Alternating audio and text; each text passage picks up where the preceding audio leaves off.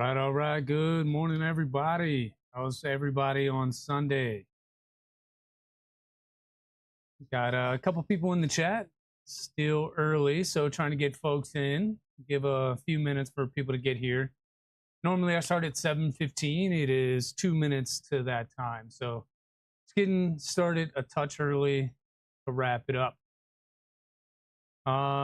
No real plan for today other than to play with the RatRig a little bit. You can kind of see it on this side over here behind me. That guy has been sort of idle since we built it. I played with a little bit of belt shaper, a little bit of input shaper to try to get things sort of baseline to know where we are and what we got to adjust and that kind of thing. And this is the stream that I promised we would come back and revisit when I had a chance to look at the RatRig and maybe get a first print out of it. So before we get started, we have to do the obligatory audio check, making sure that everything is good. You guys can hear me just fine. I do not have music today, and that's okay. Not really worried about that one, but we can get that started if folks prefer. So I'm seeing Martin in the chat, DaVinci 10. I see you. Good morning.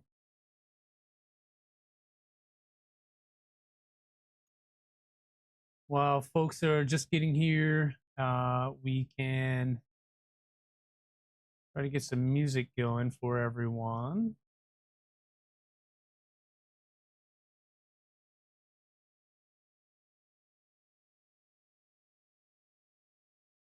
And we'll see how that works out. Stop that. Do that. And then we'll see here about turning this on.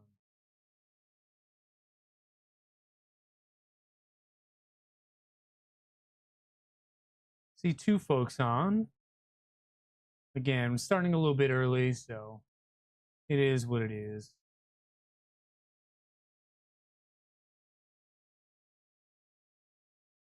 All right. So while folks are still coming in, I'll show you what we're going to do today. So I moved the RatRig from where it's supposed to be over here, and I started to get set up for tuning the E-steps in.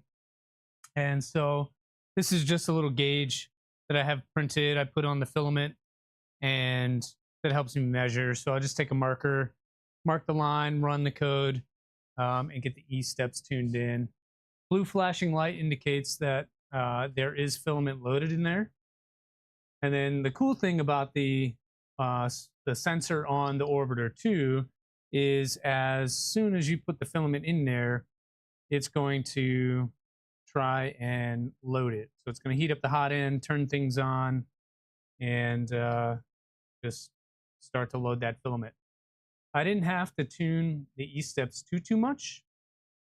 I think we only made a change of like 0.2 in the rotation distance, and that's all I did. So we'll need to verify that that is actually still the case, and that's where things need to be. And then we could press on with the rest of the stuff.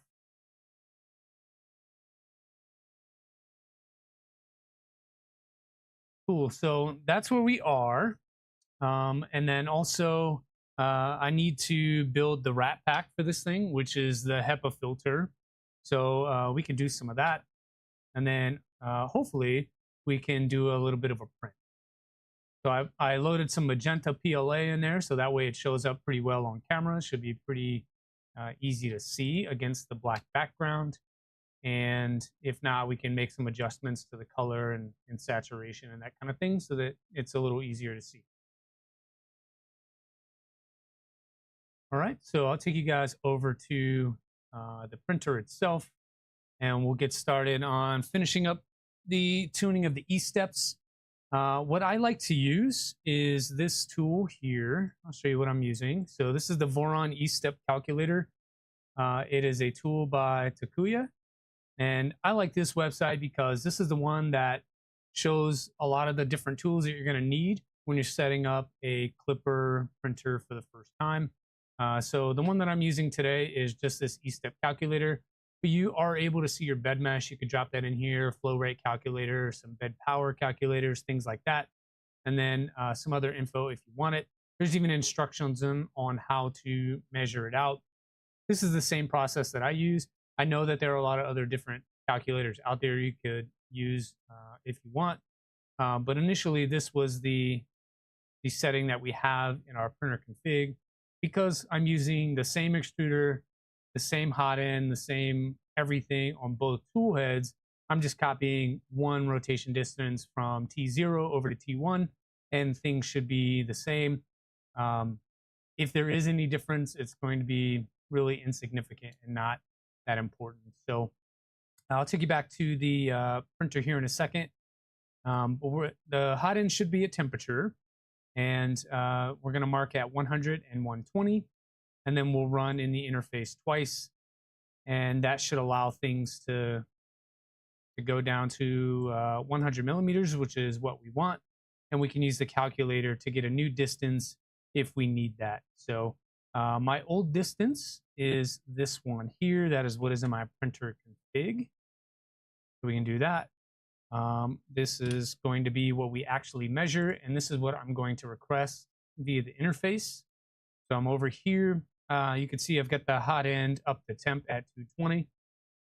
And from there, we can just run, close this one down. We can run the extruder twice. So I've got the filament length set to 50. That's the max that Clipper is going to allow you to do. And the feed rate's at 2. Hey, Boothie, good morning. Feed rate's at 2, and then we'll just hit that twice on the extrude, and that should give us the 100 millimeters that we are requesting.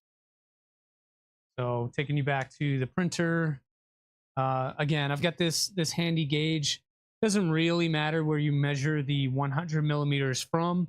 It just matters that you're consistent on where you mark it, and then when you measure at the end, you want to measure from the same place. So I just have this set to the top of the entrance of the filament, and I'm going to mark at the 100 mark with a Sharpie.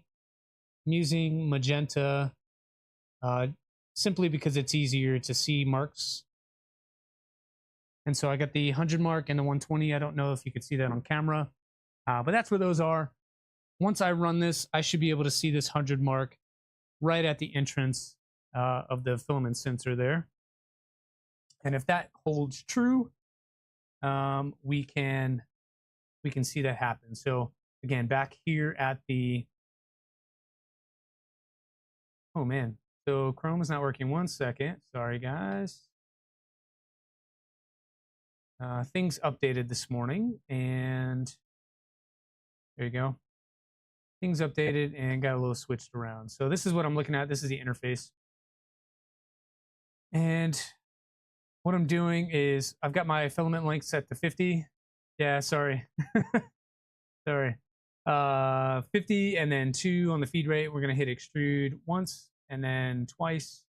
I'll show you over to the printer here in a second. But you can see that it's just running through the console. You can verify how many times you've done this. I would take you back to the printer. It is slowly moving down.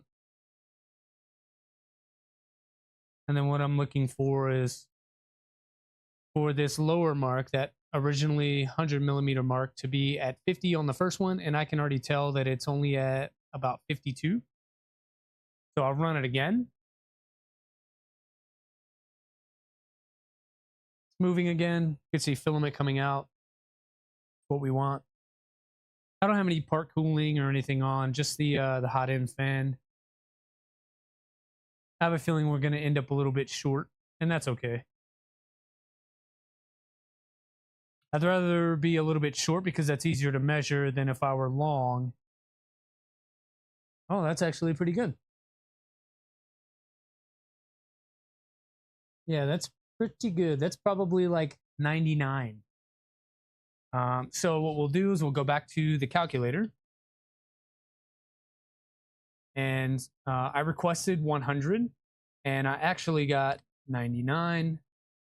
And so once I calculate that, it'll give me a new rotation distance. So we could just copy this, go back to our printer, come into our config here. Using the shortcut on the right-hand side takes me right to my extruder. And then my rotation distance, I can just update right here. You can see it's only a small tweak. Because it is an IDEX, we're going to do it twice, like so. And then we'll save and restart that. As soon as that restarts, we're going to heat up the hot end again back to where I had it. I had it at 220.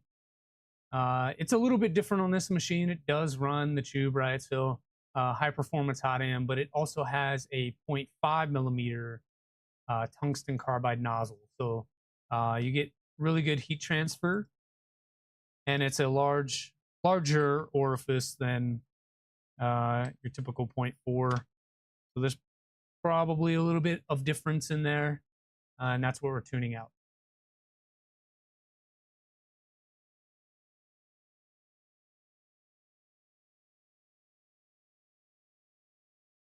Cool, so we'll wait for that to come back up, and then we'll do the same mark again.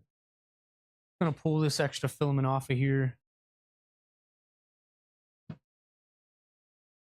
And grab my Sharpie. We'll measure out and try to create some distance in here. Measure out that same 100 and then that 120.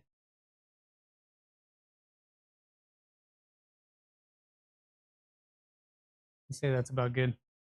I normally run this 3 times. Even if I get it right on the first time, I will run it the same. That same 3 times. Simply because I like to verify.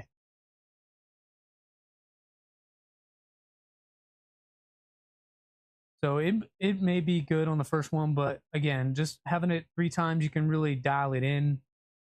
How dialed you need to be is sort of personal preference, I think.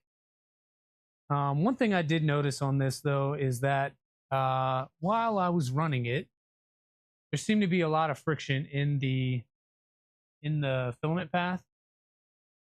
And that's probably due to the fact that it's a very long Bowden tube, probably about 1 meter long.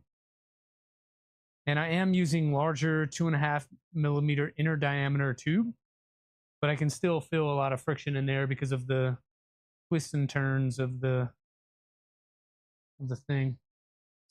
So that one seems to have gone a little bit too far. So what I think I'm going to do is just take it back to where it was. If I come back to my E-step calculator, I had originally it was this one here. So I think I'm gonna just take it back to that. We were at 99. Maybe I take this to just 4.44. And that'll lower it by just a tiny amount instead of an entire 0.04. So I think that's what I'm gonna do. I'm gonna just take this back to where it was, because we went too far. Probably by a good, if I look down in there, I can't even see the original mark. So we went too far by a good 3 or 4 millimeters, I'd say.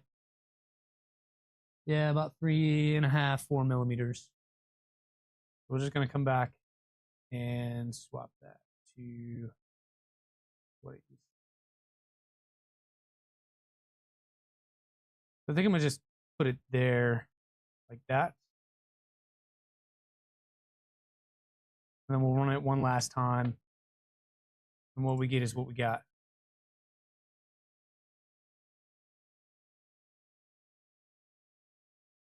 Seeing we got 5 people on. Good morning, everyone. Just finishing up the E-step tuning on the RatRig. And then we're going to see if we can get this thing to print. I literally have not print with this thing since I built it. Ran belt shaper and things like that. Haven't really messed with anything. And if you guys are curious, we'll show you the original belt shaper while it was sitting on the toolbox, which, keep in mind, is on casters, and so not the most stable. Right now, also not the most stable. It's on a folding table to be able to get it in the shot. I don't have camera gear over on where I keep my printers permanently, so I've got it up on a folding table so that we can actually see what's going on. And that's probably not the best for input shaping either. Again, just doing our marks at 100 and at 120. and we'll run that. This will be the last time I do this. I think we're getting pretty close, and I'm not sure that going any more is going to change it for us.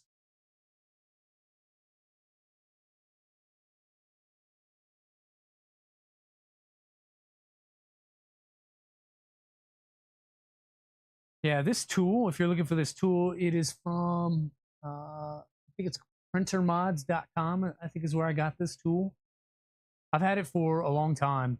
I use it for all of my printers. And when I say a long time, probably 3 or 4 years that I've had this. Printed it from PETG. Just took a white paint marker and marked all the letters there. I'm sure you could print it in dual color or do a layer swap on it to get better quality numbers, but it works great for a tool for me, and you should be doing this on every printer you print. Okay, that's pretty good for me. That's right at 100 as far as I can tell. So let's put this tube back down to where it was. And then insert that clip there. Cool. Pull all that off. Great. So now we should be able to go to the slicer. And we should be able to slice them. Great idea. Yeah, it's a cool little tool. The way I got the camera set up today, it's going to be a little difficult to stay out of the shot. So for that, I apologize. But this is the just generic config that I have. This is based on RatRig's config in Orca Slicer. Again, my preferred slicer for most things.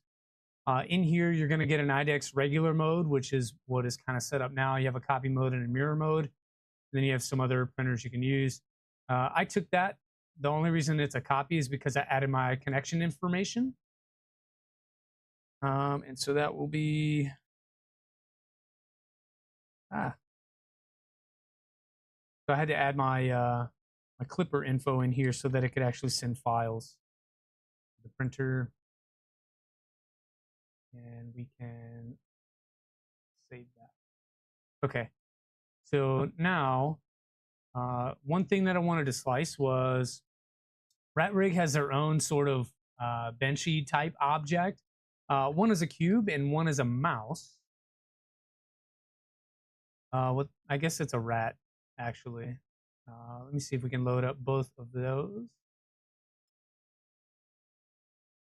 And then I'll let you guys choose which one we print. So these are the objects here. So this is their sort of benchy object.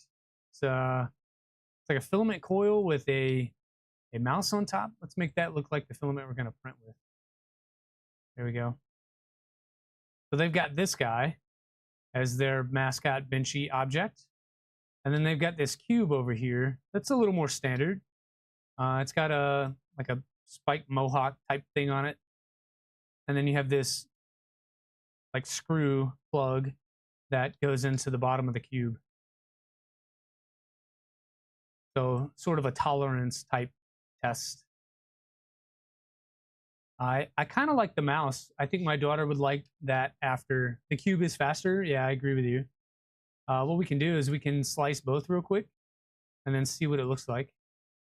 And I think I want to rotate this guy around the front so that we can see that. We'll do it like that. And then for this cube, I think it is supposed to be, I think it's supposed to be that way.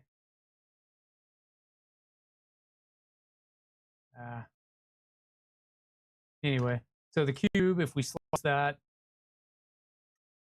showing about an hour. And then for the mouse, about 2 hours. So yeah, Boothie, the rat is very cool, but the cube is faster. And that is with the settings that we have. So maybe we can tweak some of these and make it a little quicker. They have a quality speed and then just a speed. Let's see what speed can do. And I haven't tuned any of the profiles. These are stock, what comes in Orca Slicer. And so that takes it down quite a bit, takes it down to about an hour and a half.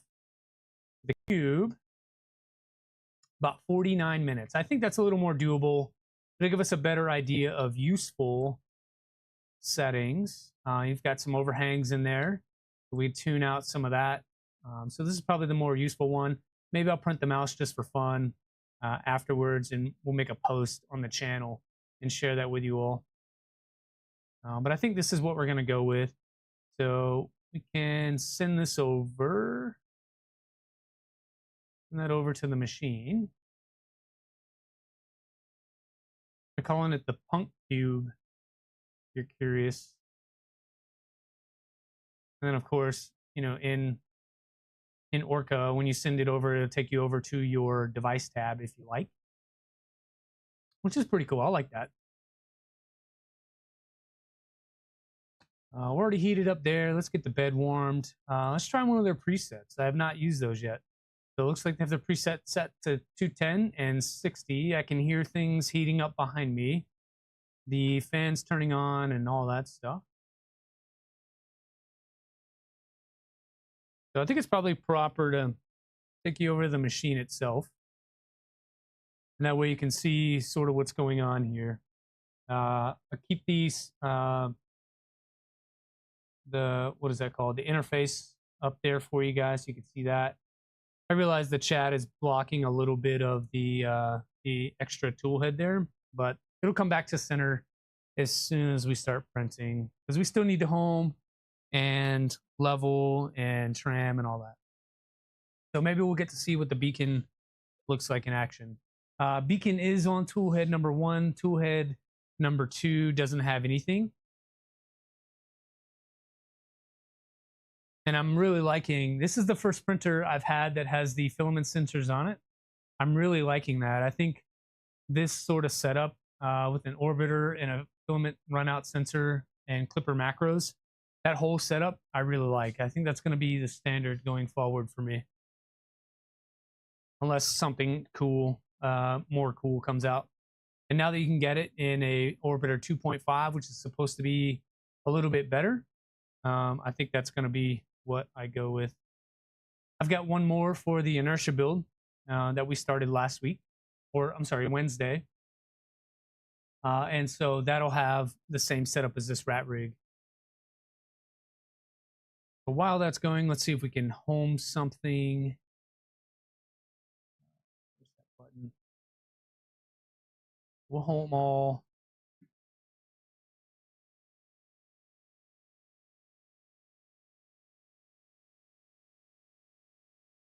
I don't have high hopes for this cube, simply because it is sitting on a folding table. As this thing was homing just now, I could see everything sort of shaking around. It is not a quiet machine. I don't know if you guys can hear that on camera or not, but it is, there's a lot of motor noise, especially on Z.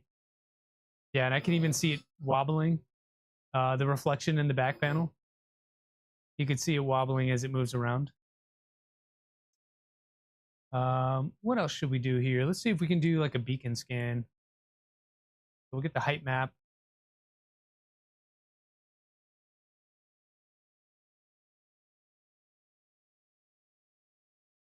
So that's what it looks like when it scans. It's pretty quick. Not the quietest thing in the world. Folding table. That's right, Dave. Folding table. That's all we had. I need one of those extrusion tables. I think RatRig makes them. I think OpenBuild does them as well. I could also design my own and just do like a 1-inch MDF top on it and then have this thing right next to the workbench here. That would be freaking fantastic. Again, just time and resources. Cool. So that should have given me a mesh. Let's see what that looks like. There you go. That's not terrible. What are we looking at? Deviation of 0.066 millimeters from high to low. That's not terrible. That's like way less than a half. And I think really what we're seeing here is sort of some deviation in the magnet itself. Yeah, very good deviation. I agree. So the high spots in here, that's just from me applying the magnet. So maybe if I go back over it with my smoothing tool, I could sort of iron out some of these wrinkles here. I could tell this back corner, that's where I had my hand on it to hold it and I first applied. So if I'm seeing that in the magnet, then, I mean, the beacon is kind of selling itself at this point. So maybe something we do in the future, but that's that. Let's do this print. So what do we have in here? We got this guy. And I don't have a camera yet on the machine, so we can't get that sort of shot. But I got something better. We can look at this printer here while we... Uh-oh. Let's see. What's happening? Oh, only these versions are supported. 231 is not supported. That's strange. I've never seen that happen before. I am using a beta version of Orca Slicer. So this is the error that we're seeing here. So it doesn't like my version. Beacon's like, watch out for that grain of salt. Yeah, pretty much. Okay, so it looks like we have to use not the beta version of Orca. I'm gonna go ahead and save that mesh. And while that's happening, I think we'll get the official version of Orca Slicer installed. And we'll probably have to go through the process again there. We'll let that heat back up in the meantime. So orcaslicer.com. And we'll get the actual version.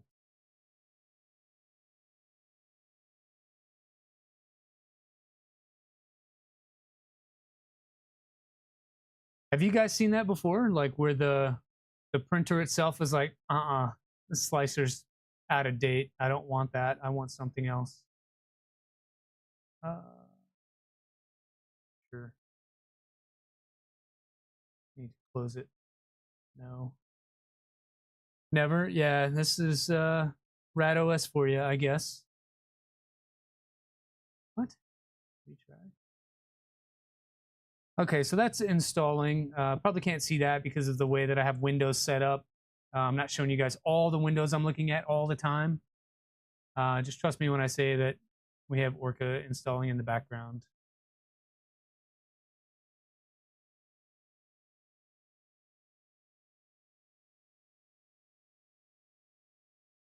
Two, 3, 1 dev is for the cool kids. That's what I like, Dave. I like the dev stuff. There's some unique features in there I like playing around with and testing out. One of them are things like in the Orca Slicer, I'm not sure if it's in the official one. We'll find out here in a couple of seconds. But they have a feature that you can cover over holes with. Sacrificial bridging is what it's called. That's not in Bamboo Studio. So what I have to do if I want to use that feature, like I did on a different project we haven't revealed yet, is I needed to use that, but I couldn't do it in Bamboo, so I had to slice it in Orca, use Bamboo Connect to send it over to my X1 Carbon, and then I was able to print those parts. I just wish they would adopt some of that stuff. All right, so we're back in the slicer. We can add our cube back in. That's how it loads. Hey, thanks, Albie. On vacation, gotta go. I appreciate you stopping by just for the sub. They have new infills again too. I had not seen that. So let's see if they're in this original version. Dave, do you like the beta version, the dev version, or are you on the standard release 221? Because I want to say that's what this is. Nighthawk 36 Thief. I should just change my name. Yeah, this is 230. It was just yelling at me about what was it saying? 220 are supported. So it doesn't even support 230. That's kind of crazy. Anyway, we'll send it and see what happens. What kind of strength is on this one? 3 and 2 and 3. Okay. What infill? Crosshatch 10%. New infills in the stock release. Okay. So let's see what they got. Sparse infill. This is the stock release. I don't know which ones are new or not. I'm used to all of the ones that I can see right now. I like crosshash. That's kind of my go-to. I used to use gyroid, but crosshatch makes more sense to me now. It's a little bit faster version of gyroid. The bottom three, so quarter, cubic, crosshatch, and lightning. Maybe I'm used to using the dev version so much that I didn't notice these. All three of these are awesome. I love crosshatch.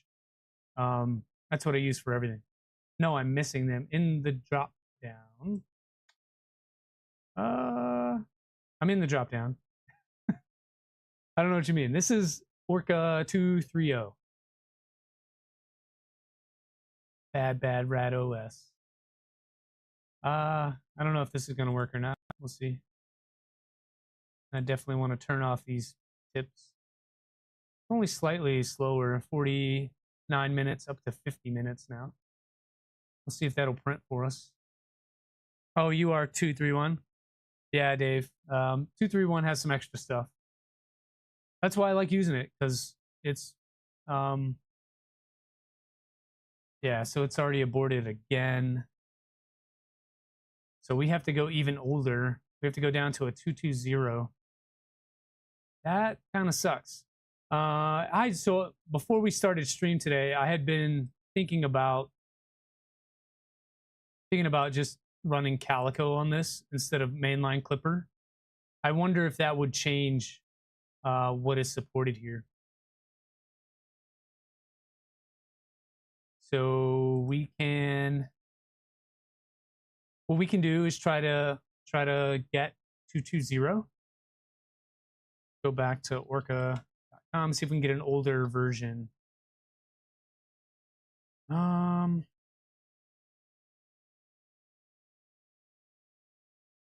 do we get an older version? I know we can get nightlies, but oh, we can get it from their Git. That's true. We can do that. Let's do releases. Quarter cubic 2. Huh. I've not used quarter cubic 2. Oh, 2D lattice. Okay, yeah, I'm gonna have to check that one out. I've not heard of that one. We're just trying to find a version of Orca that will work with Rat OS. All of these are 230. I need a 220. Tell you what we're gonna do. Look for tags. Let's go with the 220. This is the official one. So this is from last year. So this one's from October. That kind of sucks that you have to use something so old. That's legit like 8 months old?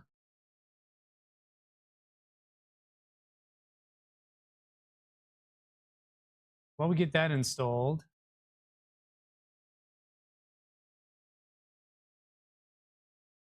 we can talk crap about Rat OS and why they would not allow you to do things.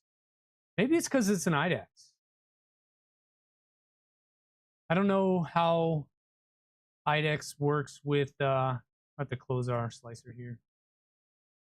I don't know how IDEX works with the slicer, and if there are certain parameters that have to be present that are not present in the new version, or maybe they haven't been evaluated by the devs on Rat OS side to be guaranteed to work. Maybe that's a thing. If you guys know in the chat, let me know. but I've not seen that before where the slicer itself would stop Rat OS things from working. Little experience with Rat OS, but hated it. James, I won't say I hate it yet. I do like the install process. I like the configurator that's built in.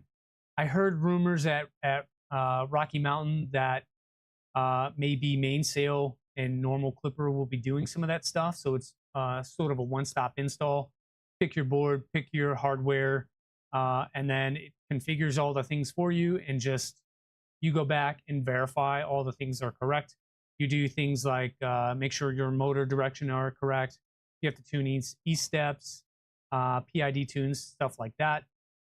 But essentially, it just sort of works for you. That's why I like Rat OS.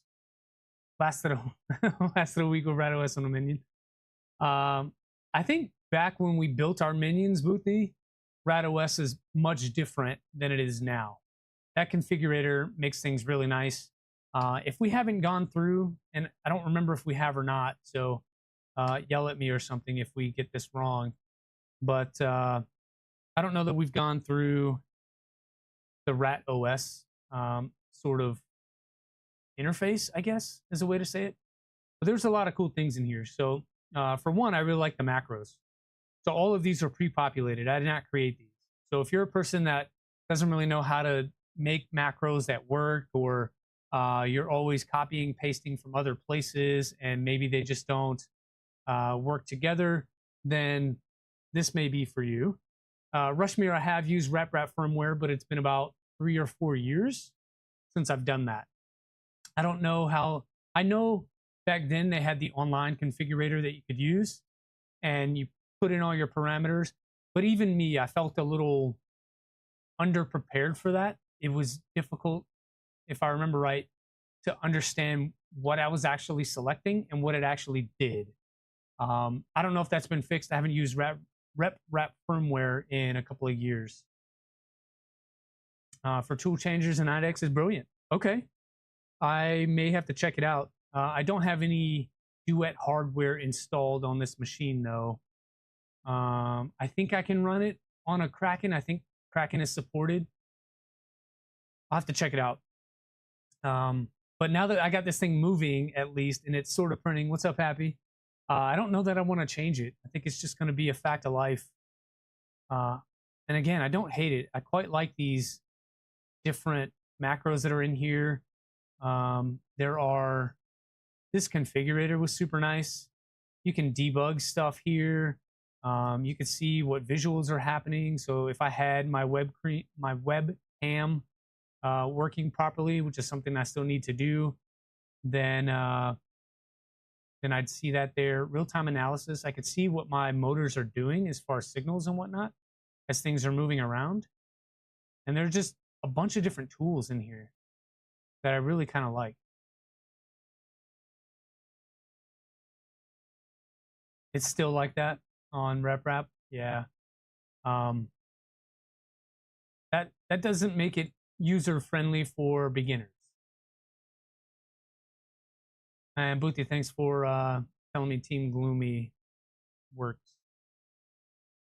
I just don't know if I want to change the entire thing just to do that. This is good enough. It's just a little bit of a learning curve. Okay. And we have to use an older slicer. Like, I don't really care about that. And it it's funny, it's yelling at us saying that, hey, there's an update. You're on the wrong YouTube account.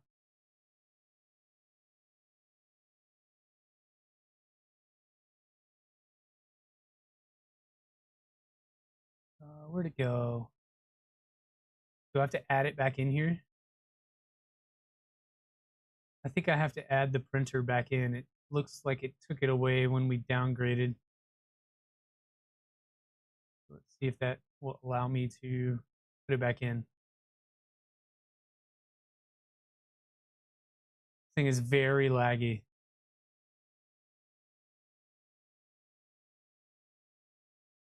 Come on, you can do it, buddy. Happy, I think it's funny that you reached out to me asking me about panels and I didn't even ask you for panels. But I get it, man. Like you have a lot of work and people came back to you and was like, hey, can we do this thing? Let me see if I can change this so that you guys can see the setting up of the stuff.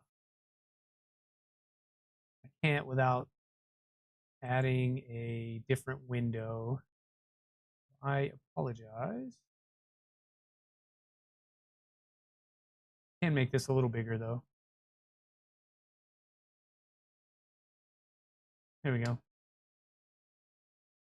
No, I did not need an electronics panel. I think what I was talking about is a back panel for the RatRig.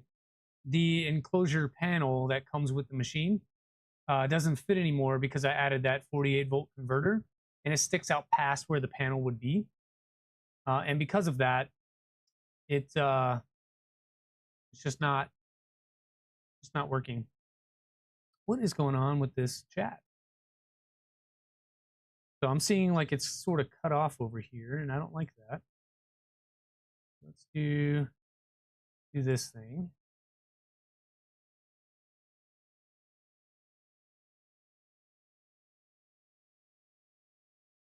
I thought we had this set up properly, and it doesn't appear to be the case. So there we go. That's a little better.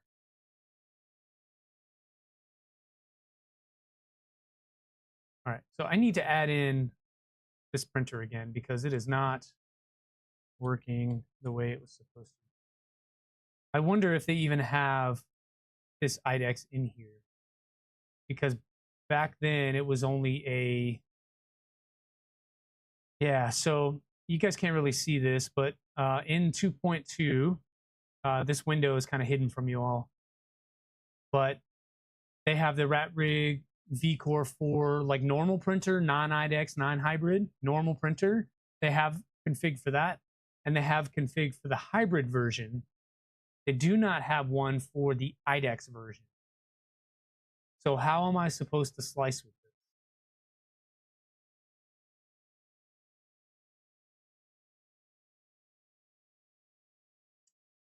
That does not make any sense. Okay, so I think we should try Prusa Slicer, because if I look at what they recommend on the commissioning guide, so I was looking around in here, this is the commissioning guide, and they mention Prusa Slicer in here. Where'd it go? Not that one. Yeah, they don't have profiles available in Orca Slicer for 2.2 that the Rat OS is making me use. So that's the crazy part. I'm not allowed to use the Orca Slicer that does have profiles. So I downgraded to a couple versions ago, but that version does not have IDEX stuff. Profiles available. Sorry, they do right here on. It says they have it on their GitHub, but that's what I did. Is I pushed that into. So I just clicked the link. It takes me here. But this doesn't.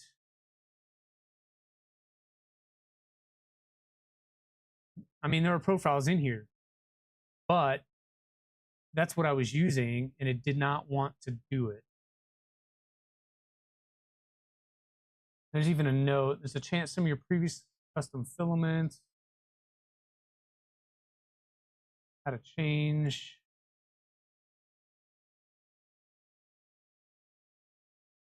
I don't know. I mean, we could try it. So we just did the official release, I'm pretty sure.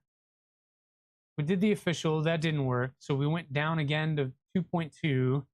That also did not work.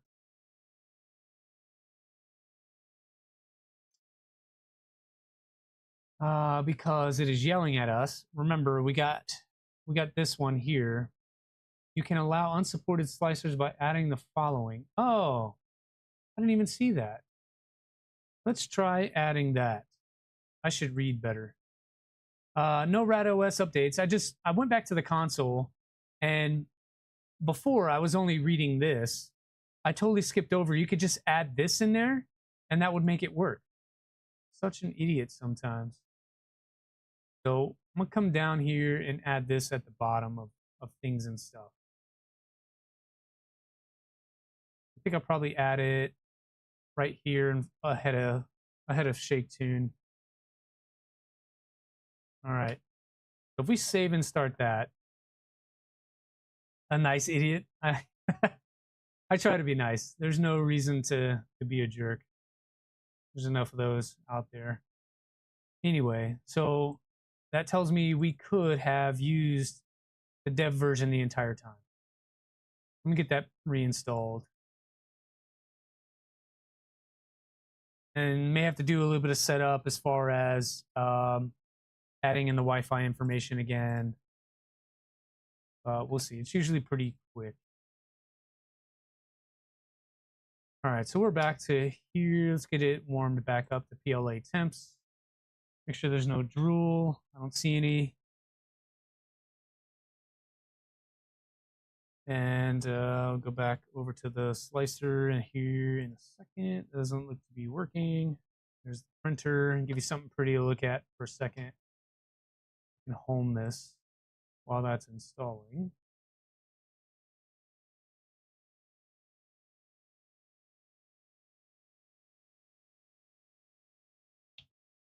We're learning together today, guys. That's what Sundays are for.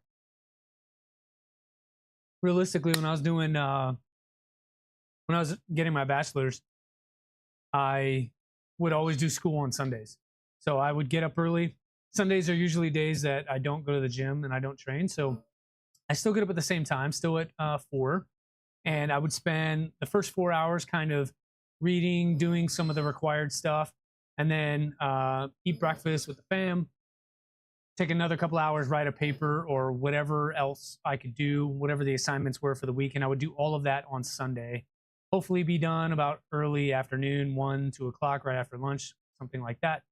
And then we'd carry on with the day. And that was my life for like 3 years, just trying to get through school. Now that time is just replaced with streaming here with you all, building some printers a little bit, just kind of doing things here out in the shop. Hey, good morning, Steve. Got here at the perfect time. I just figured out a dumb thing that I just did. If you build a RatRig and you choose to use Rat OS, this is something we learned together. They yell at you if you use a slicer that is not supported. They like you to use version 2.1 and 2.2 of Orca.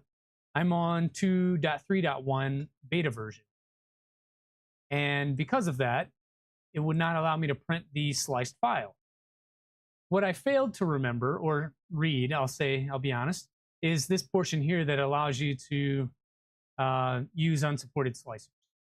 So if you use Rat OS on something, I know we were talking about that a couple weeks ago, add this line in there and hopefully it'll work. We're about to find out. Once we get Orca fired back up, shared screen is tiny again. Really? Tiny. Oh, you're talking, yeah. So we're gonna swap over to the Chrome. Yeah, that highlighted line there, that Rat OS line, that is the line I'm talking about.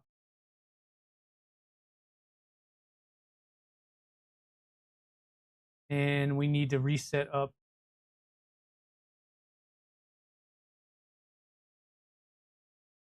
What? Getting all kind of errors, guys. What is this? What version is this? 2.3.1. Okay, that's the right version, but I have 2 instances opened and I don't know why. There we go. So we need to add our printer back in. Oh, it's already here. Good, and they saved it.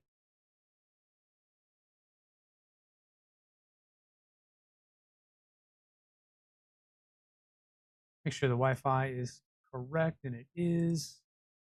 So good. We can add our cube back in. We're going to do the Punk Cube. About a 49-minute dealio. We'll make that the correct filament here. Why is that not working? There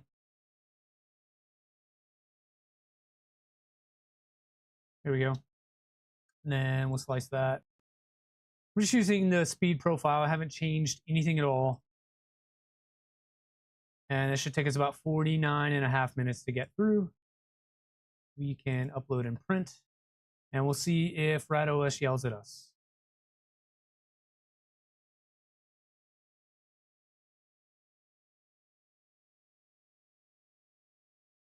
I want to take you guys over here.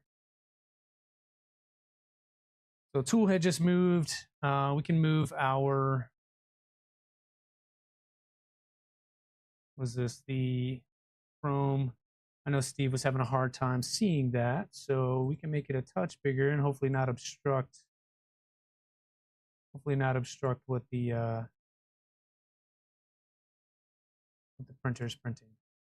So that's what we're seeing there. I don't know that it's super important right now. We just want to see this thing print. And so do I.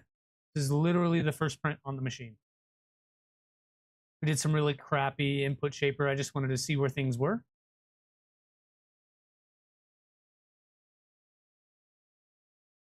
And I want to say things are warming up right now. We can get rid of that. Yeah, so bed's at 55. Toolhead's coming down to 150 so that it can do its probing stuff. We're going to turn the bed up just a touch to 60. That's a setting we change in the slicer. I did not make that change.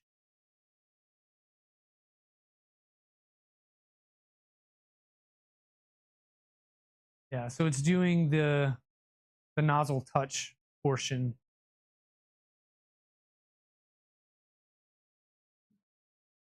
It also only scans the area that you're going to print in. And then once it gets that, it sort of just levels itself out, moves out of the way, just sort of heat up here. That way it doesn't drool on your build plate. And it's coming up to 220 is what we're going to print at. Probably a little hot.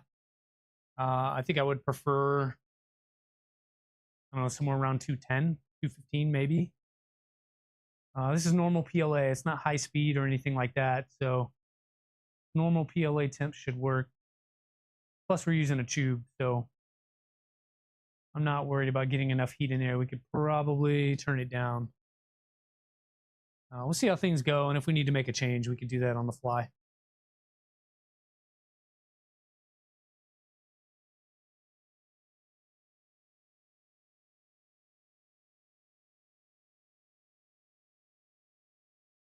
All right, here we go. Let's see what happens. May have to baby step just a little bit. We'll see. I am ready to do that. Okay, so it's doing a blob, and then it just starts going. And the first layer looks a little high. I'm going to take it down a little bit. Take it down about 0.5 millimeter. And that looks so much better.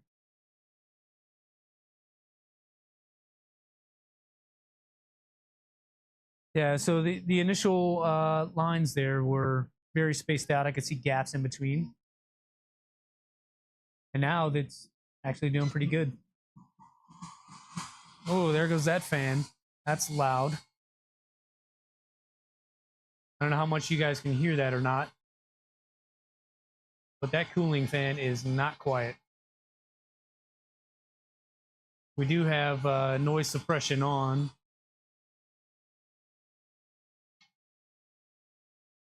Yeah, we got plastic, Martin. This is the first print, Rushmere. This is the first print, period. Not IDEX. I just really wanted to knock out something easy to make sure that... Uh-oh, it just stopped for some reason. What happened? It did a couple of layers and then just not... Oh. Heater, extruder not heating at expected rate. I can imagine that is because of the fan cooling down the nozzle too much. I'll show you guys what I saw here. So I think that fan just overpowered the nozzle. We'll probably have to make a change in the slicer. This is the error. Where'd it go? Oh, it didn't keep it. But we legit had an error where I think the cooling fan was cooling the nozzle down, and so it thought there was a problem. It gave me a temperature error. So I think what I'm gonna do, we'll slice that again with a different fan setting, something a lot less. So we'll have to make a change to the filament. It is PID tuned. We had done that before, but we did not do it with the fan at 100%. We did it with the fan at like 55%. And so when this one came on at 100, it cooled the nozzle too much. So I think I'm gonna just take it down to 50% because that's what we tuned it with. We'll slice it again and see how that works out. I need to remove, before I forget, the old print from the plate. Let me get my fancy scraper. This one I had before we went to Rocky Mountain. It's a Panda Edge. It uses those bamboo blades on there, and super bougie printer. Definitely do not need one that's solid aluminum, but it's quite nice. It has the magnets on there, so you can magnetically attach it to things. I had it stuck to the side of the toolbox over there. Come on, move out of the way. Move the printer. Wrong direction.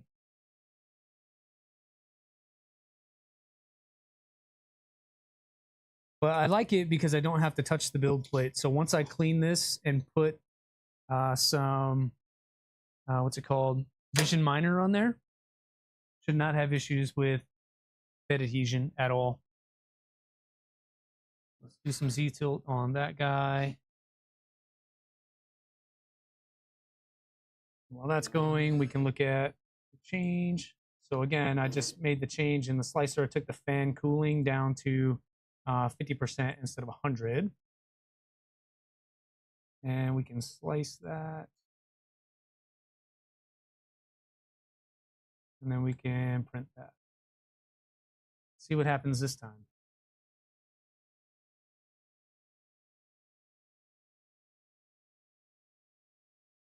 Fans don't mess around. Way more cooling than PID. Yes. PID tune with the fan on. Yeah. We probably should do it with 100%. I am a little bit concerned that it won't pass PID with the fan at 100. That thing really does cool. And keep in mind the tube, right? There's no sock on there to keep that from getting all of the air that you're going to throw at it. There's sock in the works. There's a custom mold you can do, that kind of stuff. But I don't have that, and I probably should. It might help with some of this stuff. So I think in the meantime, we'll just turn the fan down.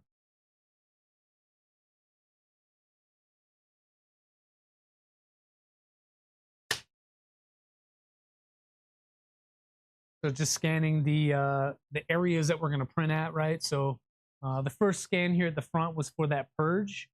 The next one is for the print. And then it's just getting its Z home now.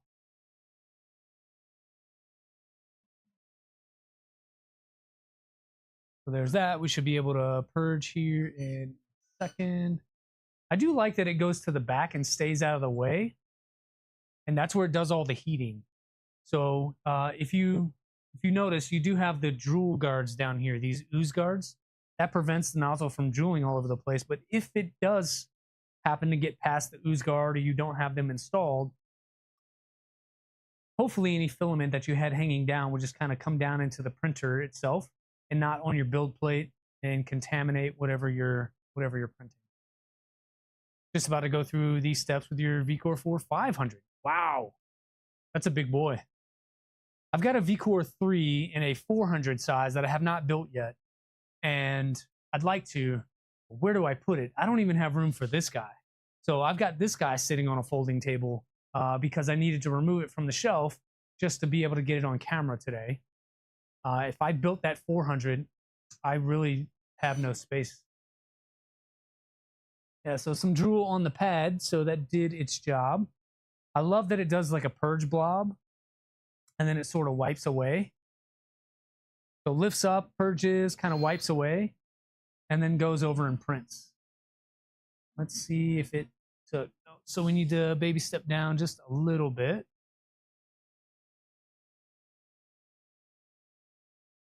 So about a 0.5 millimeter there, and that looks great. I did not save it last time. It just kind of died on us. So it didn't give me a chance to save those settings. But the flow is really nice. Probably some extrusion multiplier that we need to look at. Okay, so fan is on. It's a lot quieter than it used to be. It's at 50%, which is kind of a lot. I'm gonna turn it down to about 40.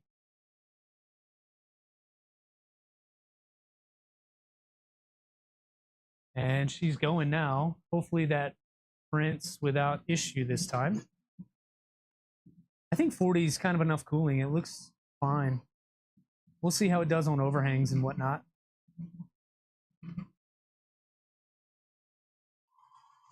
Yeah, so on those overhangs, you can really hear it spin up. It goes up to 100 for overhangs and then quickly comes back down. So that may be another change that we need to make in the slicer. Nozzle temp is oscillating. We can look at the Chrome tab here. See what the temp looks like. It looks like it just a little bit there. You can see there's a dip right there. So it went down to about 216.7, 215.9, 215.4. Yeah, so it's dropping about 5C with those fans on at 100. That's enough to throw things. Very nice smooth line up here if we're just stable, no fan. Yeah, with the overhangs, I think there are some overhangs on this cube. And so when that fan comes on at 100% for overhangs, it's blowing out the PID. That's one of the reasons I want to use Calico is it uses an MPC instead of PID. And that's supposed to be a little bit stable, a little bit more stable temperatures. The way that it tunes itself in is it will do different fan settings. I think default is 7 different fan speeds, starting from pretty low, I think 10%, up to, you know, a higher percentage, close to 100. And it reads nozzle temp at all of those settings and then takes into account the power of your heater and gives a more complete tuning of your hot end across the spectrum. That's one thing that Clipper does not have. They still rely on either watermark or PID. Calico uses the MPC. All of my other machines run Calico. All of my other Clipper machines run Calico. This is the only one that does not. I need to figure out if that's how I want to do it, or if I just want to rebuild the entire config without Rat OS and just sort of copy and paste all the macros over. It'd be a very manual process that would take me a couple of hours to build a configuration that would work with this machine. But it's a little more complicated when you get into IDEX, so I'm hesitant to even play with something like that.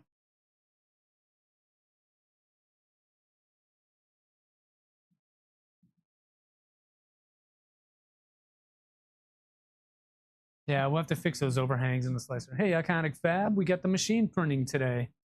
I should probably take you guys over to the toolbox so you can see it going.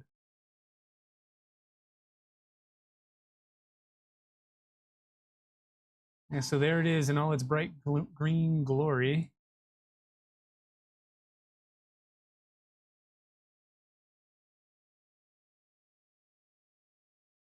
I'd love to know more about it for future builds. Which one? Calico? Is that what you mean?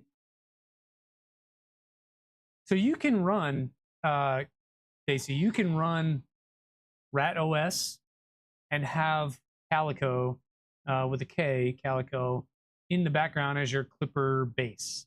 So really what it does is anything that would be Clipper normally in your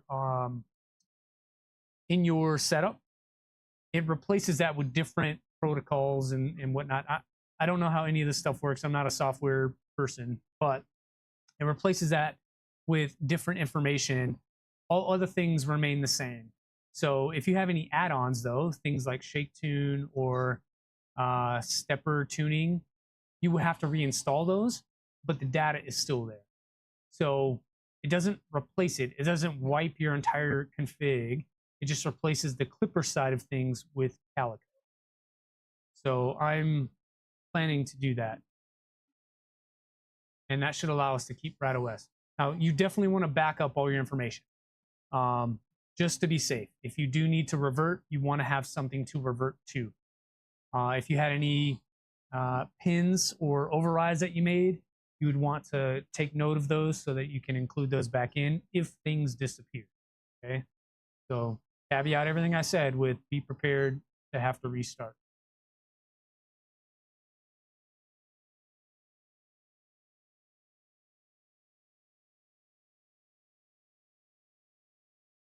It's moving so quickly that I can see the camera's having a hard time trying to keep up with it, which is pretty funny.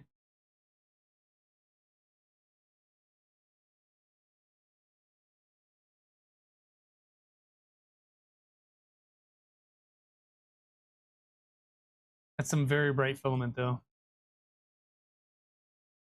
Oh, I got this really bright pink that I got from Rocky Mountain. Where'd it go? So this is Polymaker Magenta PLA. But when I was at Rocky Mountain, I picked up some Ambrosia PLAs. First time I've used their PLA. I love their ABS. But I got this Ambrosia stuff. Also PLA. This one is even brighter. This is the hot pink. So difficult to tell side by side like that because of the way that the saturation on the camera works. But this is brighter than the magenta stuff. And that fan just turned on full blast for some overhangs. I hope it doesn't mess up our... Yeah, so on the nozzle, I saw that drop to about 217.5.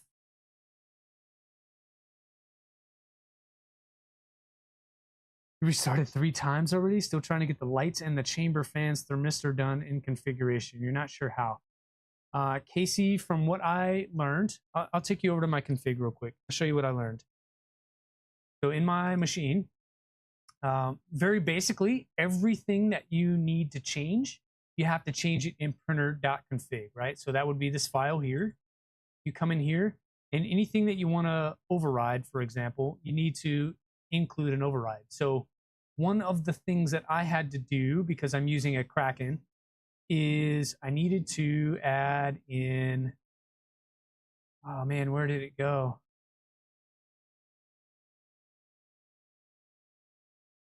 I needed to add a pin override for my fans. This one here. So my enable pin, this one here, for both part cooling fans. So what I did was I went into the Rat OS config. I copied the fan config portion, pasted it into printer config, okay?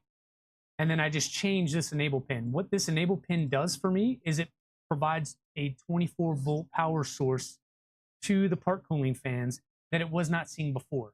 And I did that because my board is different. I didn't set it up the way RatRig suggested. Because I'm using a different pin, I needed to tell Clipper what pin that was. And so this is an override. Anything that I put in here will override the stock configuration. So if you want to set up an additional thermistor, what you should probably do is find an example of a thermistor, something like chamber heater or something like that. I don't know how your stuff is set up. You would copy that section. We'll just do this real time. So we'll come in here. We'll do, maybe it's in sensors. No. Oh, look at that. We got a fail. Look at that. We had a, I heard it scraping back there. We got some filament that came off from somewhere. This did not survive. I don't know if that's an overhang or where that came from. Oh, it's this one here. The screw portion came loose. So yeah, the screw lid. So I think what we need to do is need to exclude that object, or we're gonna have a mess.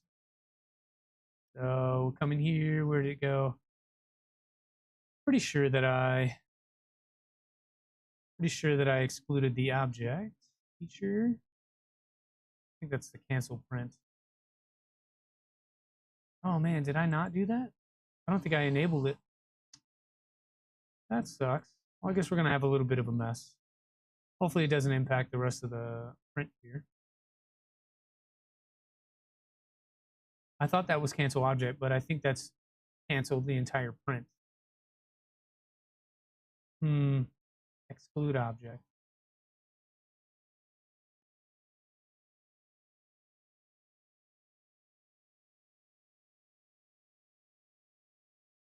Yeah, I don't know that I included it. I'll have to do that. It should be in the printer config though. See if I can find it. Looks like the print single object and did not split in the slicer. Yes, that is true, John. Yeah, so we're getting a huge mess now.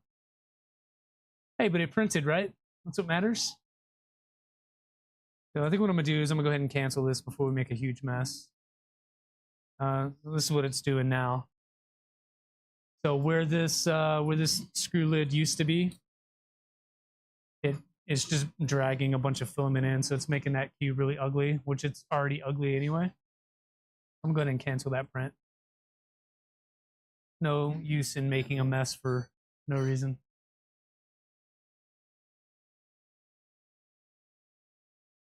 That just came right off of there. Kind of cool. All right, show you the quality on this thing. Give you the overhead cam. Or should I say the non-quality of this thing. That's what we ended up with because of the failure with this coming off the bed. That's a very small surface area too, so sort of expected. We can make some tweaks in the slicer. What I'm seeing though, I don't know if you can see this on camera as well as I can see it in person. But what I'm seeing in the print itself is some very large ringing right there on the X. And realistically, this is enough to be able to tell problems with the build or the surface. Right now, it's kind of hard to tell that if it's the printer or the surface because it is on a folding table, so that doesn't help at all. We'll have to get it back in place where it's supposed to be before really tuning this in. But that's what I'm seeing there on the Y side. Move some of that out of the way. Still getting some bulging there, so pressure advance probably. Layer stacking looks good on this sort of steep overhang here. It's like a 45 degree. That came out pretty well. You do have rippling here, so some ghosting ringing on that side. On the opposite X, same kind of deal. See some here. To get that in the right light for you. You can see it. Bottom layer is fine.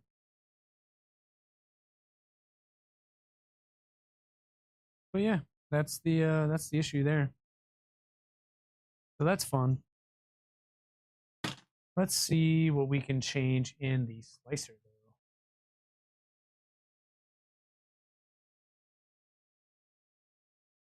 We can definitely split these into objects, and that should allow us to do parts. I wonder if I have the right nozzle setting in here. I know the profile says that. Okay, nozzle is 0.5, which is what we're using. Good. Okay, so now it's in pieces.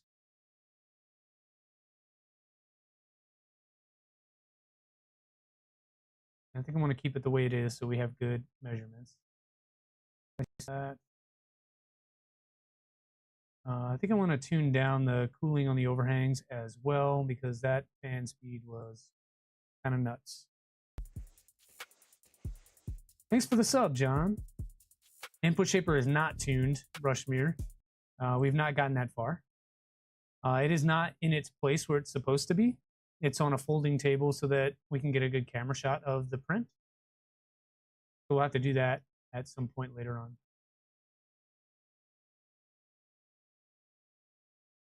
Slicing with reduced cooling on overhangs and reduced cooling for just in general. We don't need 100%. I think what we could do to ensure success is maybe do a brim on this guy. Let's do that on this guy alone.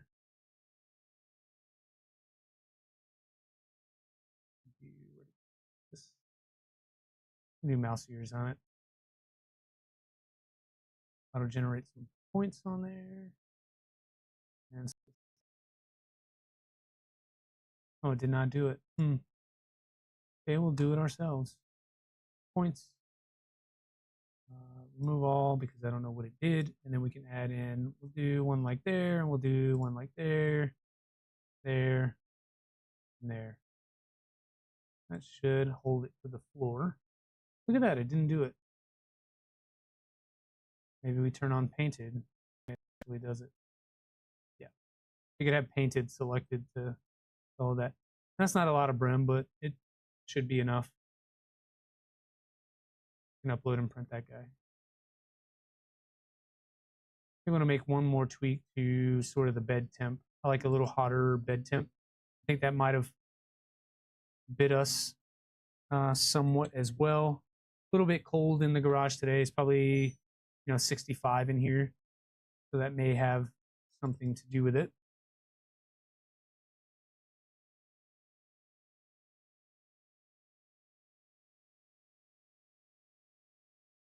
Yeah, so we're still getting that error, that warning, right? But we forced it to go anyway, and it's working now, so that's cool. But to get back to Casey's question, I haven't forgot about you. What I would do, come into your Rat OS, and then you just need to find out where they have things like chamber temperature sensors or something, right? So I thought it would be under sensors, but this is for ADXLs and for your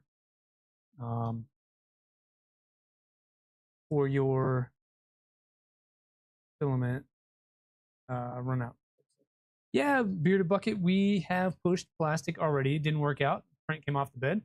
So it's warming up behind us now. I'll show you. So there's the machine. Moving around, doing its leveling, whatever.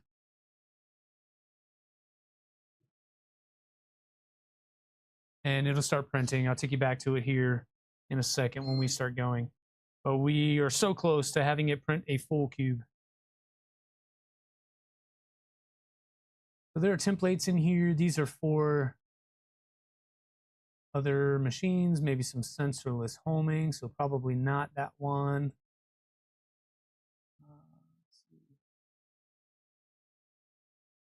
Shooters, hot ends, boards.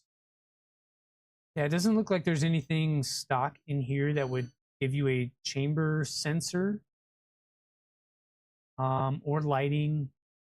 What was your other question? Chamber fans, also not in here. So you'll probably have to find that elsewhere. Okay, so once you find it though, you're gonna add it in here wherever you see fit. So like I have this VAOC, right? That's not accounted for in the config, but I just added in here and it put it in. You had to add for the rat pack. Yeah, so I need to do my rat pack as well. I've got that up here. I thought maybe we were going to talk about that today, but I still need to build mine and then add in whatever macros it needs. It is disconcerting for me. Hey, what's up, Reth? Thanks for stopping by, bud. Make sure you like the stream and subscribe before you leave. It's disconcerting, though, that they would provide a rat pack. It is a kit you can buy. They tell you how to build it. They come in here and give you the step files and all the things you need, but they don't give you the config that you need to put in your Clipper config. So how is somebody supposed to do that unless you're kind of finding it wherever? So even if you come under what some of these will tell you how to set it up, upgrades. So for this V2 smart sensor, right? Same deal. It'll tell me how to do it, how to put it together, but then it's really cool. It will give you the config. It does not do that. There's another guide that gives the lines needed. Yeah, so I was just in that guide. So if I look up top, this is the RatRig Rat Pack. I don't know what other guide there would be. I mean, I'm in the build guide right here, unless it's in this Dozuki. That has more recent changes. Okay. You have a timer macro for Nevermore? Yeah, I would love it, Breath. You can DM me on Discord if you like. I don't know if it'll allow you to do it in the chat. We are printing now. That one at the bottom. Okay, so I have to go to the Dozuki to be able to get it. Oh, that's it there. That's okay. So you just need to find your pins then. So if this is it, and you need to get it working, Casey, you need to figure out what board you have, and then enable the correct pin for where you have it connected. And then this pin here would be like your basically like your on-off fan. So a pin that you can pull high to activate the chamber, turn it on and off, sort of like PWM. So that's how you would do that. And then it would be similar for lighting and chamber thermistors. It'd be a similar thing. You just need to add in, what's it called?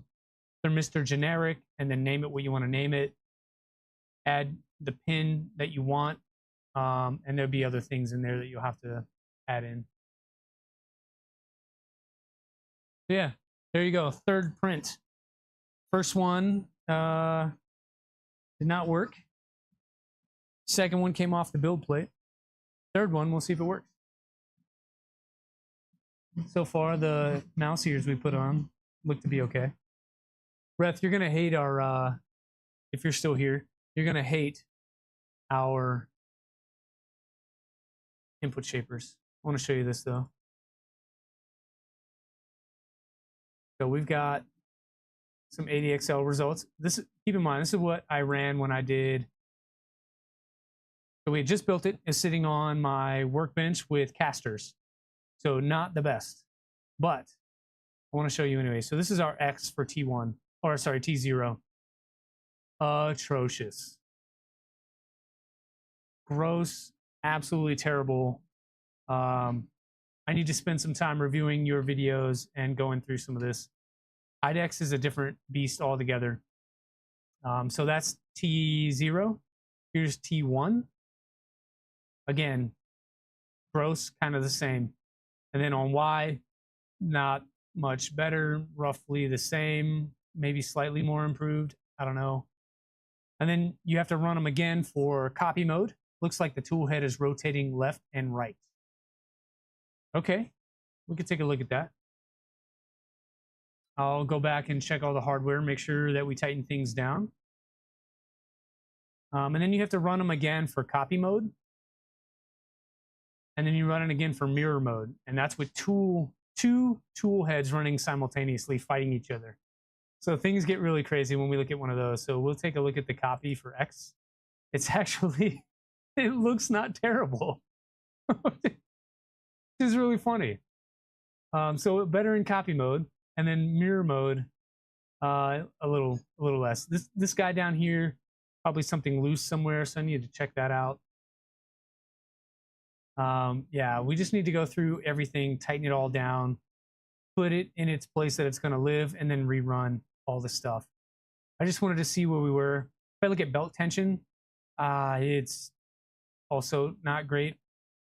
This is not shake tuned, so it's missing some of the helpful information that would be in the margins. This is the stock Rat OS included input shaper macros, and these are the products that they provide. And so Y is a little better. Still getting some differences between left and right belts. There's also a hybrid axis on this, so there's additional Y belting that runs the Y axis. There's just a lot going on. And I had read in some of the forums on the RatRig Discord server that tuning in an IDEX is really, really terrible, really hard, really difficult, and is not really up to what we would expect for a single tool head. That's fine. Not really worried about that. I think for me, most of the time, good enough is good enough. And we'll spend some time later working through all that. But since we have the master in the chat, I figured we'd show off that piece of work. Thanks for the sub, Bearded Bucket. You need to watch the videos? Yeah, Casey, go to Reth's channel, R-E-T-H. He's got a YouTube channel where he talks through all of those things, how to read it. But to be able to use it, I would suggest, if you don't already have it, install Shake and Tune and use that, because that's what Reth kind of goes over and describes. So if you're using something else, it might be a little more hard to understand. So far, Prince doing okay.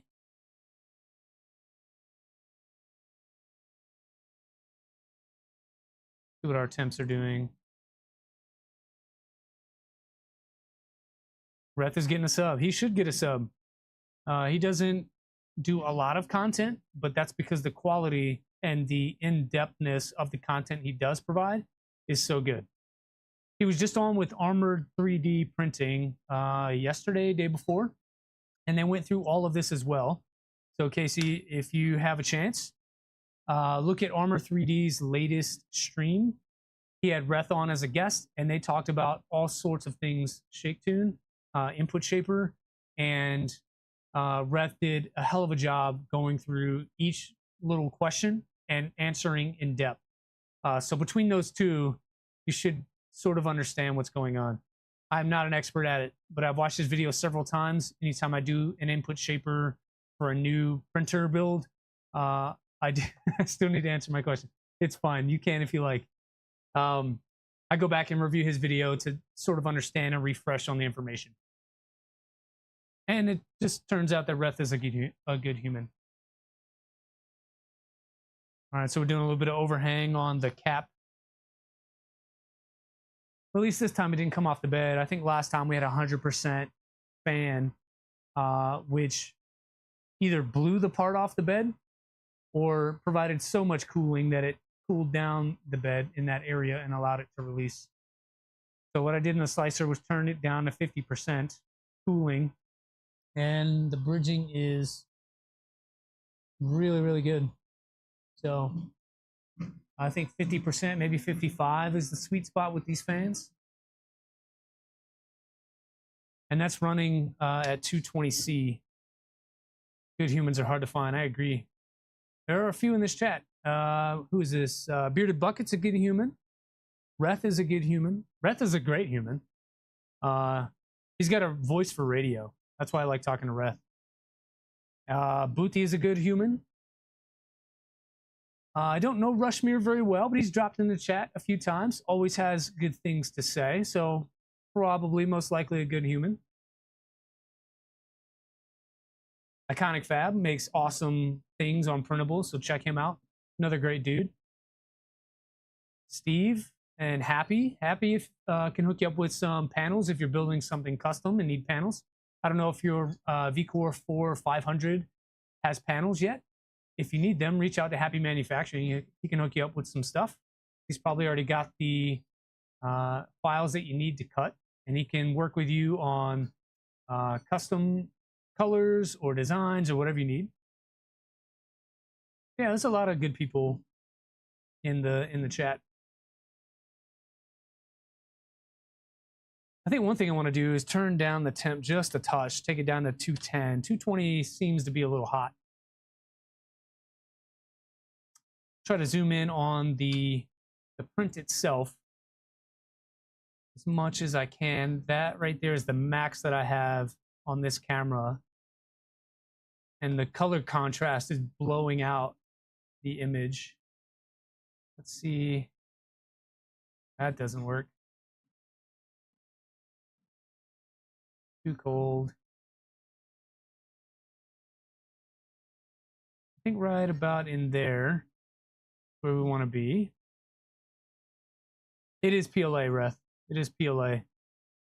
I do have some PETG and ABS available if we wanted to try printing with some of that, but I don't have the enclosure on it yet. So I was a little bit worried about it. Why is the focus going nuts? I was a little bit worried about it getting too cold. It's a little bit chilly in the garage today.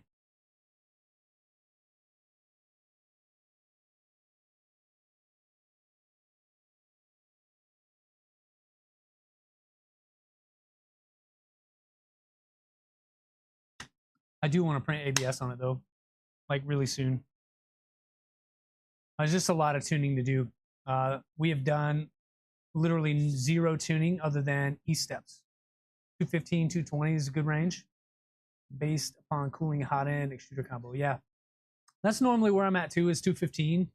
The default profile has you at 220. So this is just, oh, and there goes that again. Looks like I need a little bit of Z-hop on it, because I saw it like jump right into the print. But I think this time we should be able to cancel object. Yeah, let's do that one. And that should allow us to continue with the rest of the print.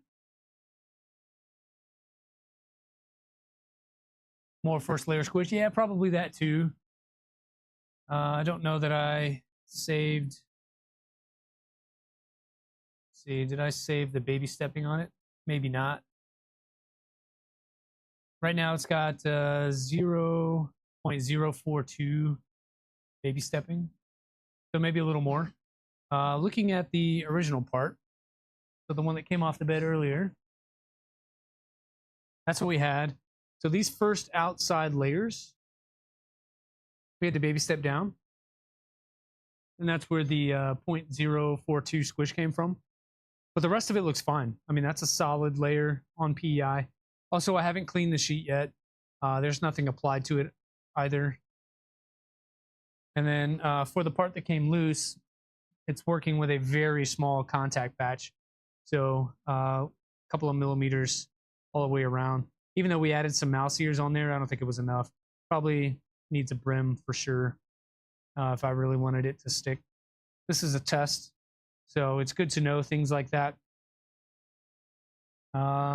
Usually all of my printers have been cleaned, and then they have Vision Miner on the bed. This stuff here, this nanopolymer adhesive, I add this to every build plate regardless if I have problems. Because I find that I never have problems if I use that stuff. Reduce temp and it won't be an issue without Z-hop. It's almost over extruding. It does seem to be over extruding a little bit. These are some pretty fat layers, but it is a 0.5 millimeter nozzle. Again, I have not gone through Ellis's tuning guide on this. I haven't done input shaper on this. We have not done Orca Slicer's extrusion multiplier calibration stuff. None of it. Maybe that's something we can do next after this print is done, is take a look at the extrusion multiplier stuff. I'm going to pull that out of there.